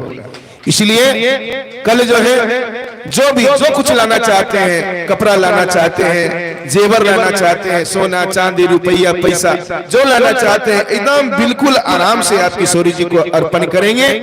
और कल खूब सुंदर हम लोग भव्य झांकियां का भी दर्शन करेंगे भगवान के विवाहोत्सव को, और रुक्मिणी हरण भी होगा कल झांकी के माध्यम से। और आइए अब रोहित की माँ की तरफ से 51 रुपये का चढ़ावा आया। जिनको चढ़ावा चढ़ाना हो तो आइए, हम नाम अनंत ठाकुर, उनके तरफ से 51 रुपये का चढ़ावा आया है। ठाकुर जी उनको भी कल्याण करें। और आइए एक भजन, उसके बाद हम लोग आरती करेंगे। जब गोवर्धन पूजा हुआ तो कहां की सखियां, देखिए गोवर्धन में क्या हुआ था, 56 भोग लगा था। कितना भोग लगा था? कितना भोग लगा था? 56 भोग लगा। आज भाव से इस केदली गांव में भी हम लोग भगवान का 56 भोग लगाएंगे। और कहां की सखियां क्या क्या लेकर के आई भगवान के लिए। तो आइए एक भजन को सुनते हैं। सखिया सब कहने लगी, क्या कहने लगी भगवान से?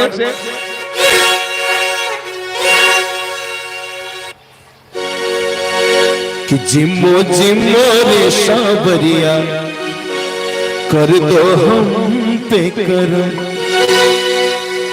तरह तरह के देसी खाना अरे लेकर आए हम। सभी सखियां कहने लगी, है ठाकुर जी आज हम बहुत प्रकार के भोजन लेकर के आए हैं, तरह तरह के देसी खाना अरे लेकर आए हो कि जिम्मो जिम्मो रे सावरिया कर दो हम पे कर, जिम्मो जिम्मो रे सावरिया कर दो हम पे कर। तरह तरह के देशी खाना लेकर आए हो, तरह तरह के देशी खाना लेकर आए हो, जिम्मो जिम्मो रे सावरिया कर दो हम पे कर, जिम्मो जिम्मो रे सावरिया कर दो हम पे कर।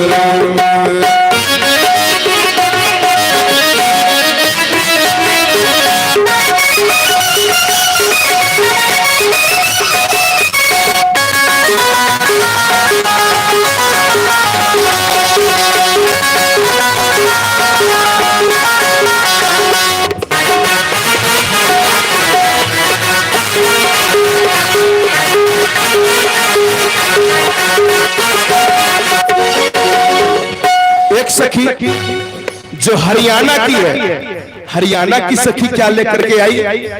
हरियाणा की सखी कहने लगी, खा ले रोट हरियाणा का, खा ले रोट हरियाणा का, ले ले मजा तू खाने का, ले ले मजा तू खाने का।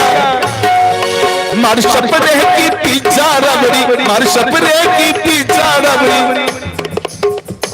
पिज्जा कौन कौन देखे? पिज्जा पिज्जा जानते हैं? पिज्जा पिज्जा रबड़ी, पिज्जा जो जो जानते हाथ उठाइए। पिज्जा, हाँ। तो सखिया कहने लगी कि मार सपने की पिज्जा रबड़ी, अरे करियो ना शरम, वो जिम्मो जिम्मो रे सावरिया कर दो हम पे कर, जिम्मो जिम्मो रे सावरिया कर दो हम पे कर।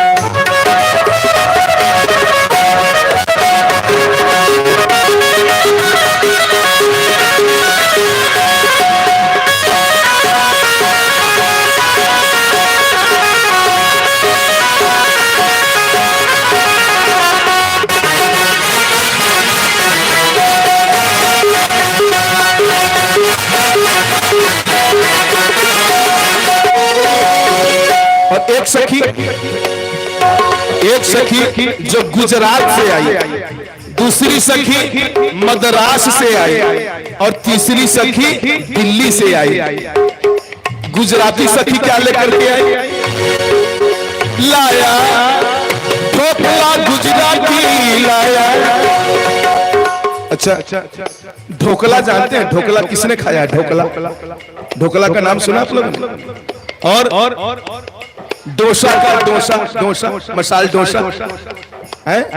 तो लाया ढोकला गुजराती लाया, ढोकला गुजराती डोसा, इडली मद्रासी डोसा, इडली मद्रासी, दिल्ली वाली कचौड़ी लाया, दिल्ली वाली कचौड़ी लाया। अरे गर्मा गरम जिम्मो जिम्मो रे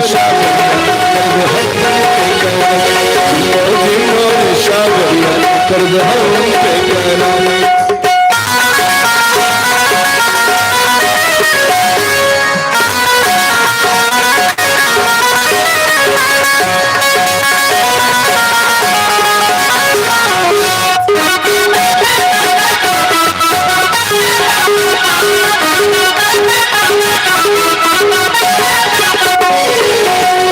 और एक सखी जो पंजाब से आई। पंजाब का मशहूर भोजन क्या है पता है आप लोग? पंजाब का मशहूर भोजन क्या है? पंजाब का मशहूर, पंजाब कोई गए? पंजाब का मशहूर भोजन है मक्के की रोटी और सरसों दी साग, और वहाँ का लस्सी बड़ा प्रमुख है। अच्छा दीदी, आज तो यहाँ भी हमने एक ऐसा चीज खाया कि जिंदगी में कभी खाए नहीं थे। कौन चीज? ओल की चटनी। इतना सुंदर मजेदार बना था कि मन कर रहा था कितना ले ले, लेकिन पेटवे नहीं मान रहा था। इतना सुंदर, खाते खाते हम लोग परेशान हैं। तो जो पंजाब की सखी आई वो क्या लेकर के आई? रोटी बनाई मक्के की रोटी, बनाई मक्के की साग, बनाया सरसों का साग, बनाया रशीलाया ठेठ पंजाबी, रशीलाया ठेठ पंजाबी, पिज्जा एकदम जिमो जिमो निशा बढ़िया कर दे हम पे कर, जिमो जिमो निशा बढ़िया कर दे हम पे कर।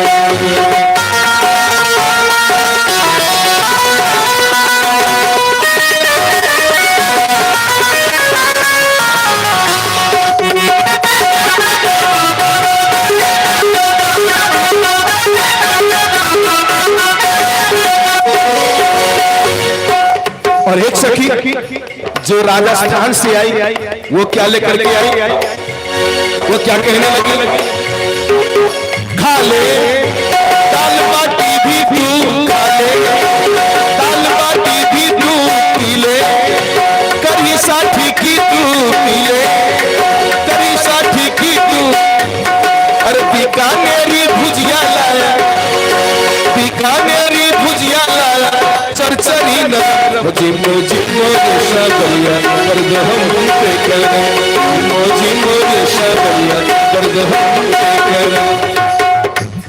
अब सब जगह से सब सखियां लाई और अंत में केदली की सखियां कहने लगी भगवान से, केदली की सखियां कहने लगी सब चीज तो तूने खा लिया, अब बताओ बतला और क्या खाएगा, बतला और क्या खाएगा झट से। ठाकुर जी बोले बतला क्या खाएगा, मैं जो खाऊंगी, मैं जो खाऊंगा तुम दे दोगी। तो केदली की सखिया बोली तुम कह कर तो देखो, अरे बतला और क्या खाएगा झट से, हाजिर हो जाएगा झट से, हाजिर हो जाएगा। सभी भक्त खड़े सेवा में, सभी भक्त खड़े बेशे में, अरे दे दे तू जिमो निशा बढ़िया कर दो हम पे कर, जिमो निशा बढ़िया कर दो हम पे कर, कर कर के दे खाना लेकर आए, जिमो जिमो निशा बढ़िया कर दो हम पे कर, जिमो निशा बढ़िया कर दो हम पे कर। महाराज की। और आइए आरती में सभी लोग खड़े हो जाए, आइए आरती के सभी लोग। के बाद होगा, आरती के बाद हो जाएगा क्योंकि लोग चले जाएंगे, आरती के बाद भजन होगा, आरती के बाद, आरती के बाद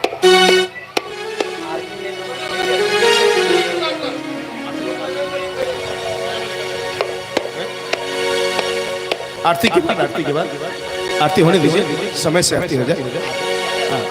आरती का जो समय है उस समय से होने दीजिए। इसके बाद देखिए आरती, आप लोग तुरंत भाग जाते हैं, हम लोग बैठे रहते हैं कि आप लोग बैठेंगे तो आप लोग और भजन सुनाएंगे, लेकिन आप लोग चले जाते हैं। आइए आरती के लिए सभी लोग खड़े हो जाए।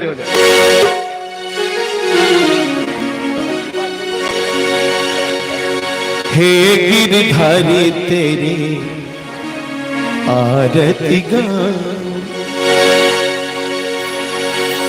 हे गिरधारी तेरी आरती गा, बाके बिहारी तेरी आरती गा, आरती गाओ प्यारे तुझको मनाऊं, आरती गाओ प्यारे तुझको मनाऊं, हे गिरधारी तेरी आरती गा, बाके बिहारी तेरी आरती गा।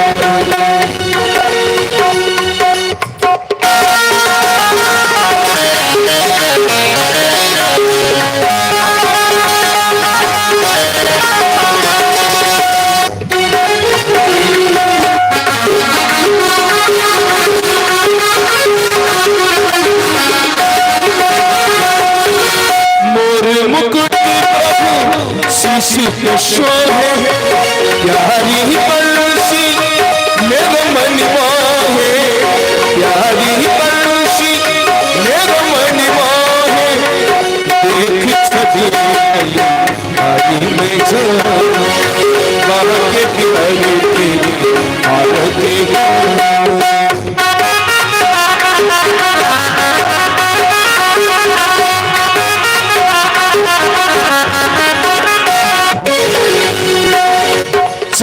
से निकली गंगा प्यारी, तीनों से निकली गंगा प्यारी, जिसने सारी दुनिया तारी, जिसने सारी दुनिया तारी, उन चरणों के बिहारी तेरी आरती आरती दीजिए सभी लोग।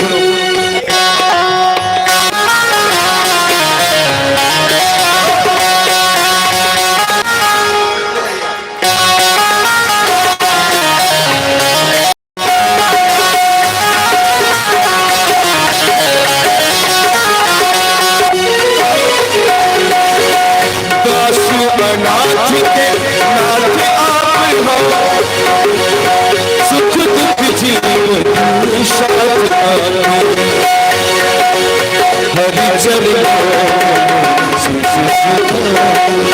हरि चरण बाके बिहारी तेरी आरती का, हे गिरधारी तेरी आरती का।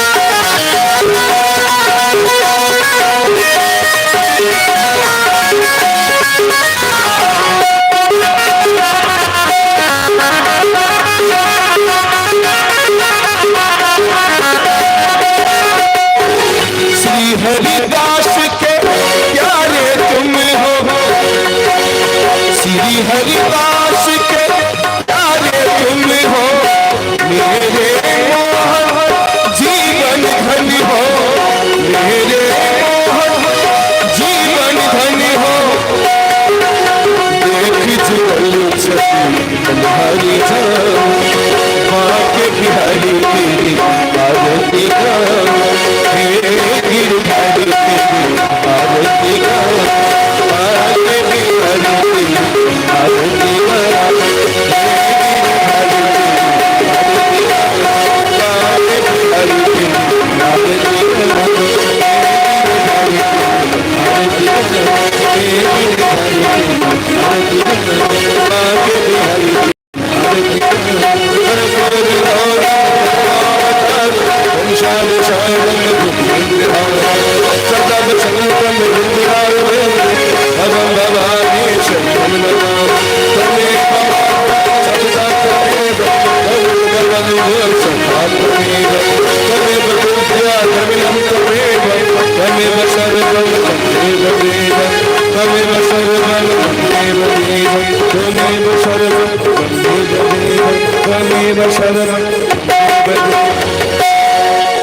वृंदावन बिहारी लाल की, माके बिहारी लाल की। सभी भक्तों से निवेदन कि सभी लोग बिना आरती लिए हुए और बिना प्रसाद लिए हुए कोई नहीं जाएंगे। सब लोग आरती ले, आरती में कुछ न कुछ जरूर अर्पण करें और प्रसाद भी ले, क्योंकि पूजा का फल प्रसाद ही होता है। प्रसाद ले और तब प्रसाद यहां से जाए। आइए, दिलखुश कुमार की तरफ से 51 रुपया, मनखुश कुमार की तरफ से 51 रुपया, चंद्र किशोर के मां की तरफ से 51 रुपया, गुप्त दान 32 रुपया आया है। जिन्होंने भी अपना दान ठाकुर जी के चरणों में किया, ठाकुर जी का उन्हें कल्याण करें।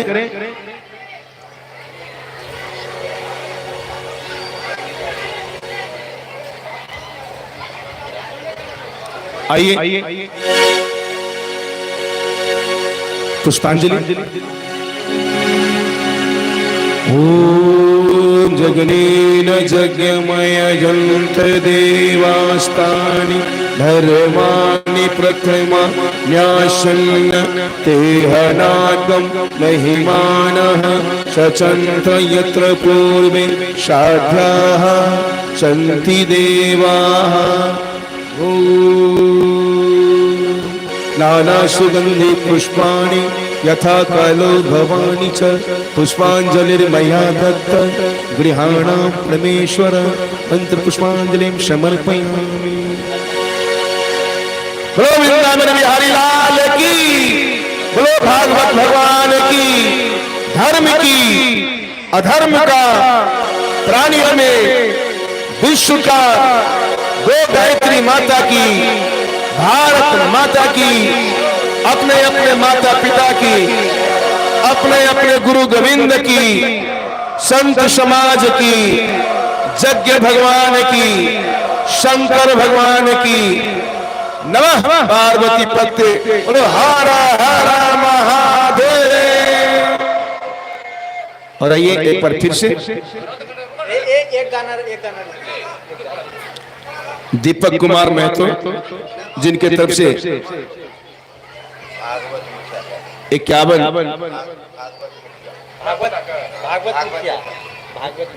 भागवत मुखिया, जिनके तरफ से 51 रुपये का चढ़ावा आया है। ठाकुर जी उन्हें भी कल्याण करें।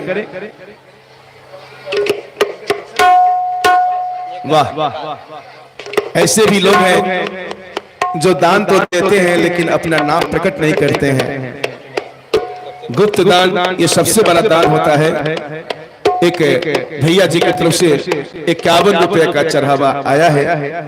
ठाकुर जी उन्हें भी, कोई भी नहीं छूटे, सबको आरती दिखाइए, एक भी लोग न छूटे। ये आरती ज्योति का स्वरूप है और इस ज्योति को हम लोग ग्रहण करें। आइए अब हम लोग भगवान का एक झूला, अच्छा हनुमान जी का,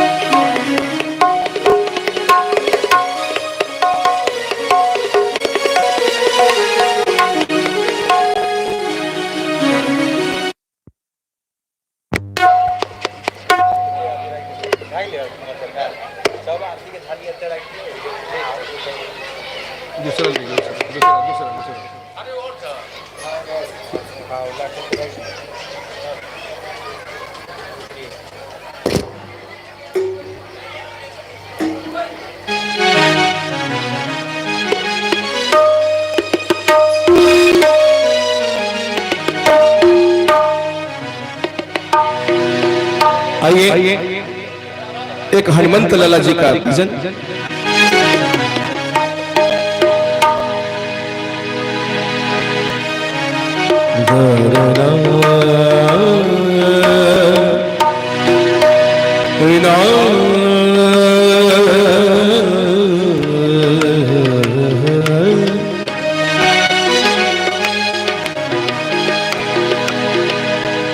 मंगल मूर्ति राम दुलारी।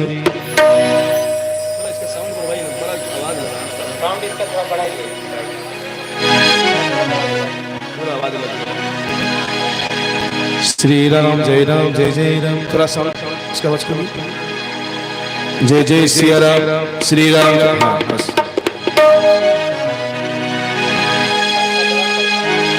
मंगल मूर्ति राम दुलारे, आन परायब तेरे द्वारे। हे बजरंग बली हनुमान, हे महावीर प्रभु कल्याण। हे महावीर करो कल्याण। मंगल मूर्ति राम दुलारे, आज परायब तेरे द्वारे। हे बजरंग बली हनुमान, हे महावीर करो कल्याण। हे महावीर करो कल्याण।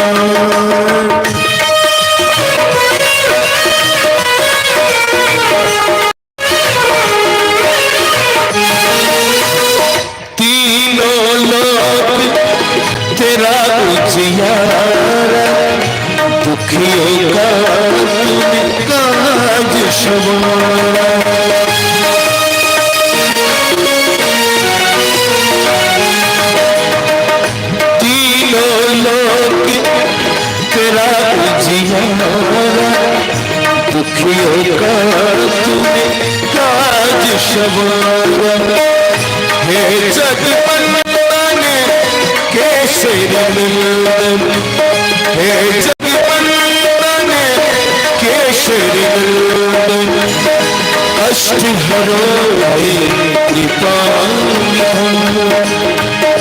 मंगल मूर्ति राम दुलारी आदि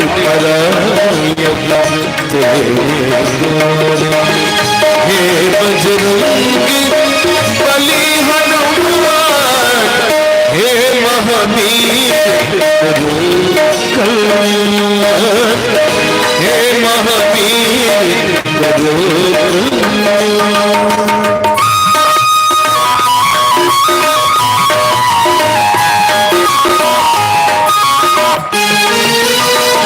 तेरे द्वार जो आया खाली नहीं कोई लौटाया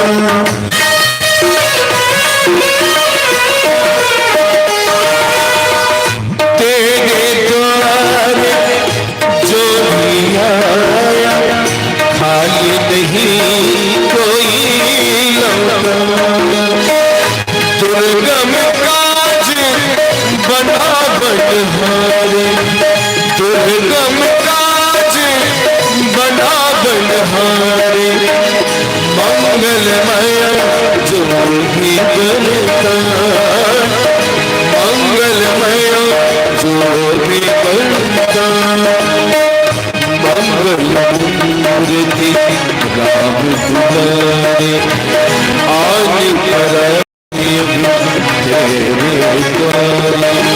हे बजरंगी बली हनुमान हे महावीर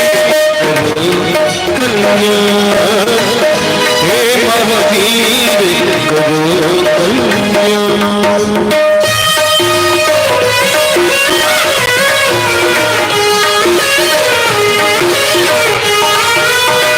तेरा सुमिरन हनुमत धीरा नाशे रोग हरे शक्ति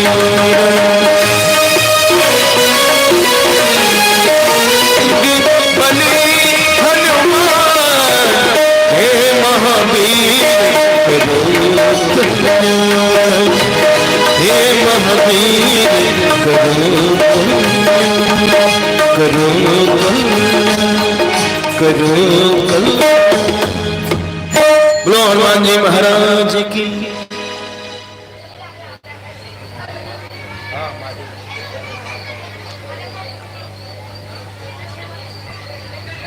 महादेव की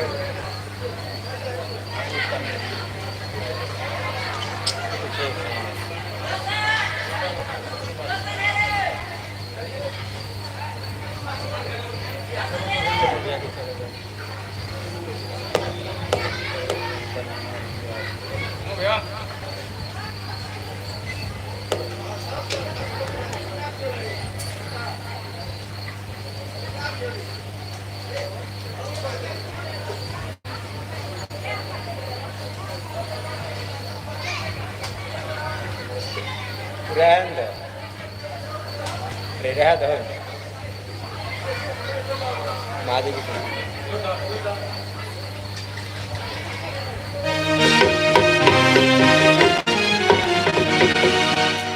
एक और भजन भोलेनाथ के चरणों में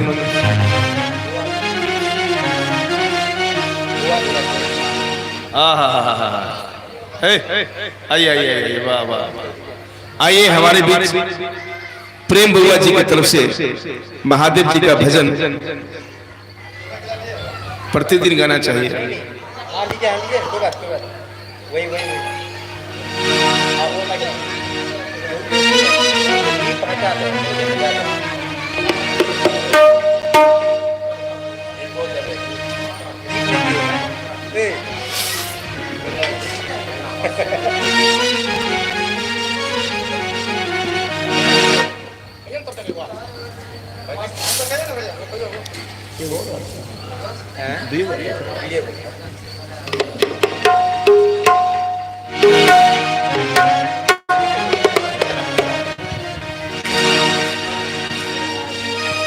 हाल हाल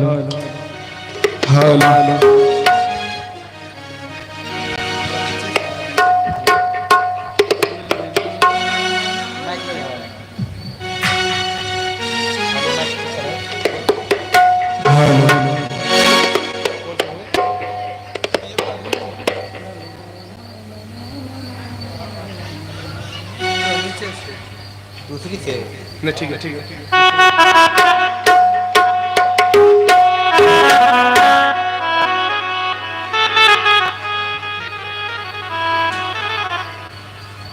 इसका म्यूजिक तो बजेगा। नहीं, म्यूजिक नहीं।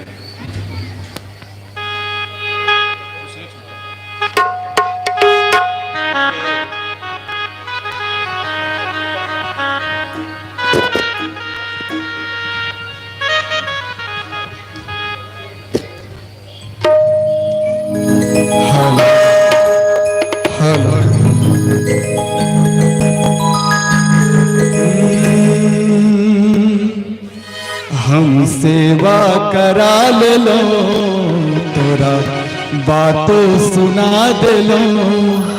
हम सेवा करा ले लो, तोरा बात सुना दे लो। रोग ना रो कत्ता मुका दे लो, तुमुनक नगरी जरा दे लो। कत्ता मुका दे लो, तुमुनक नगरी जरा दे लो। नहीं जीवै छी नहीं मरै छी, नहीं जीवै छी नहीं मरै छी। रोग ना रो कत्ता मुका गेलै, तुमुनक नगरी जरा दे लो। कत्ता मुका गेलै, तुमुनक नगरी जरा दे लो।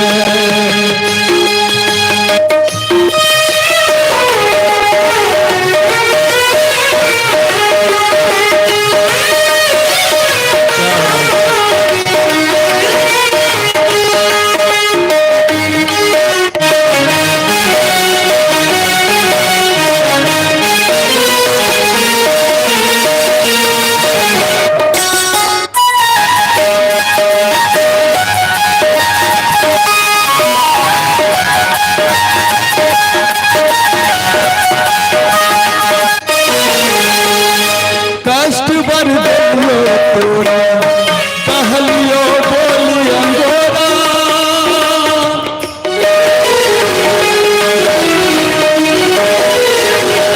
कष्ट बर देलो तोरा, कहलियो बोली अंगोरा।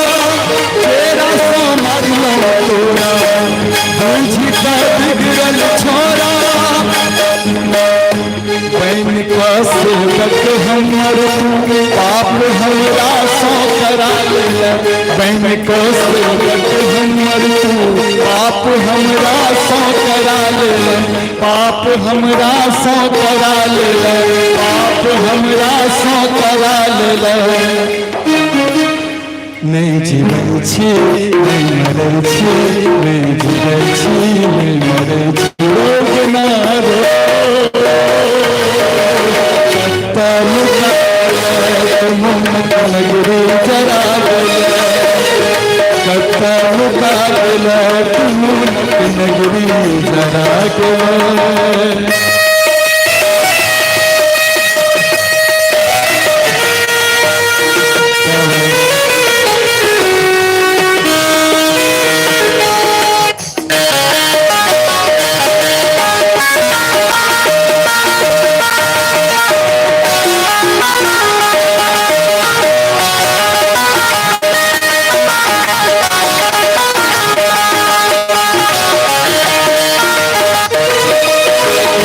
रात दिन कहत सवेरा, ओ तिनका कहथिन पीरा।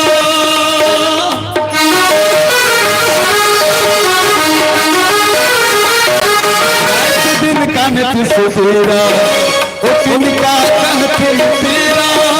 धर्म कछ जालिम करे, सजा उनको बनते आय मस्त बना दिल। सजा उनको बनके आय मस्त बना दिल। आय मरुआ स्थल बना दे, आय मरुआ स्थल बना दे।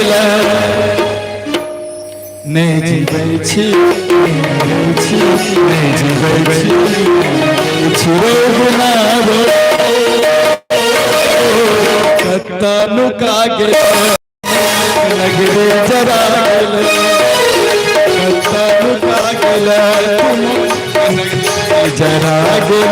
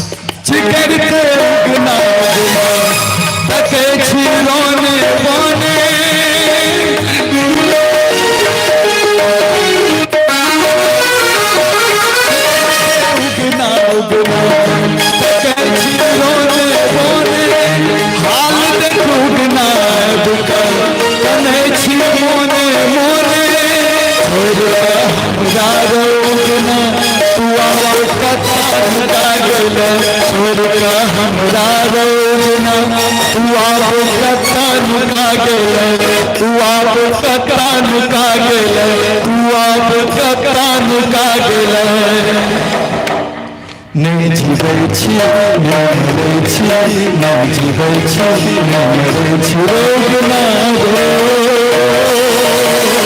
कत्तानु कागे नगरी जरा गेल, कत्तानु कागे मुनक नगरी जरा गेल, कत्तानु कागे मुनक नगरी जरा गेल, कत्तानु कागे मुनक नगरी जरा गेल, कत्तानु कागे मुनक नगरी जरा गेल।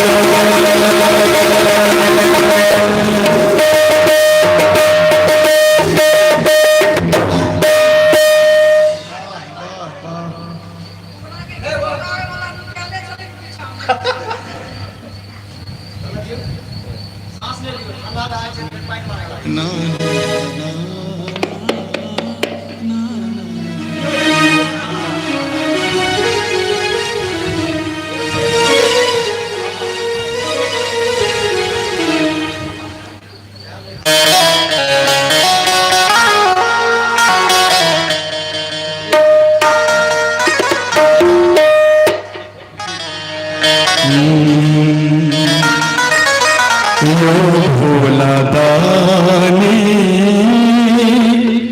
दरस देखाबू, यो भोला दानी दरस देखाबू। अनजानी जे गलती के लो, अनजानी जे गलती के लो छोड़ो बिसारो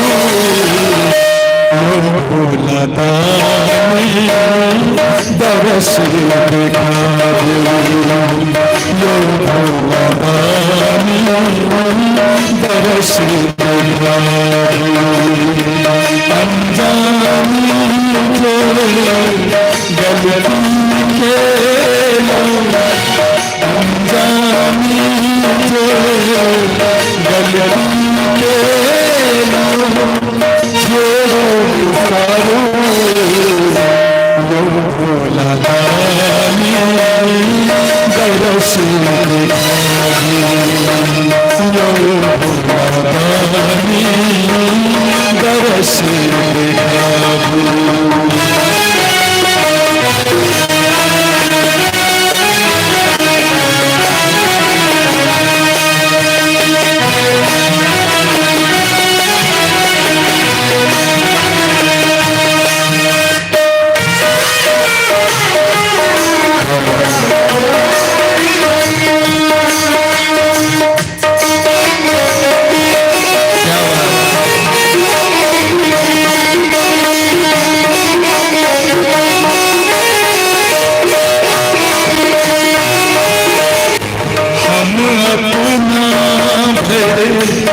सब किछ खेलम तखनो आहा ध्यान नहीं देलम।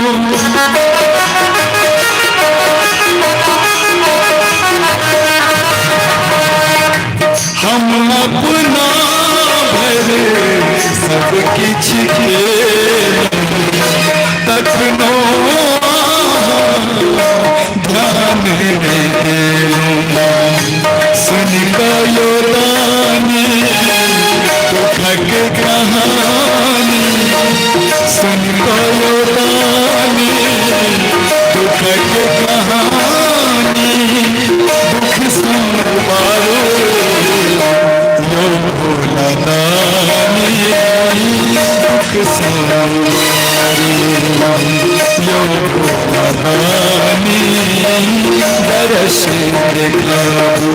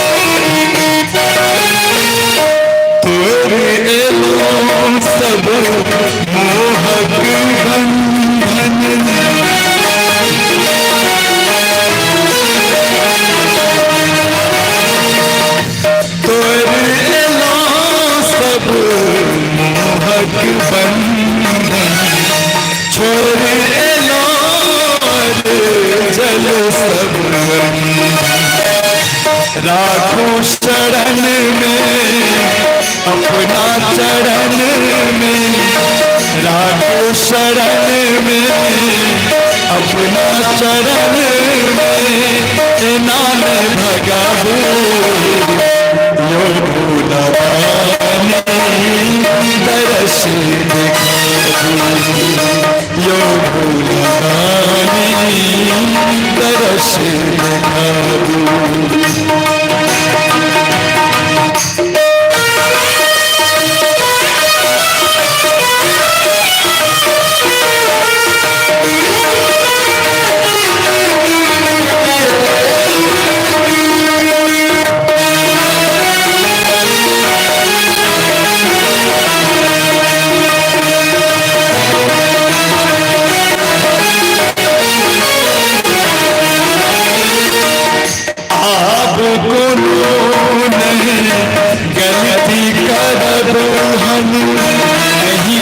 चरण में परल रहबो हम,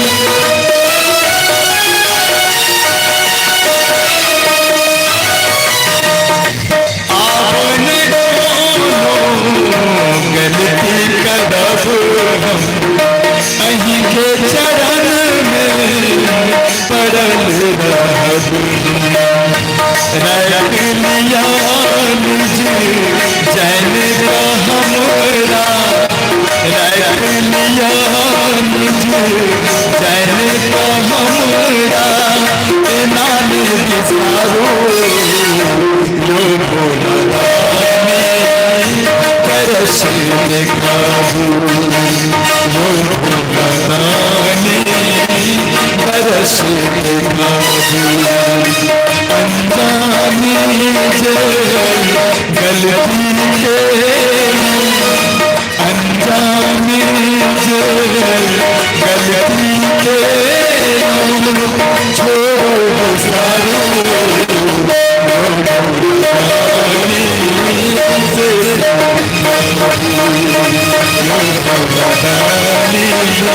दर्श दिखाबो यो दर्श दिखाबो यो भोला दानी, दर्श दिखाबो।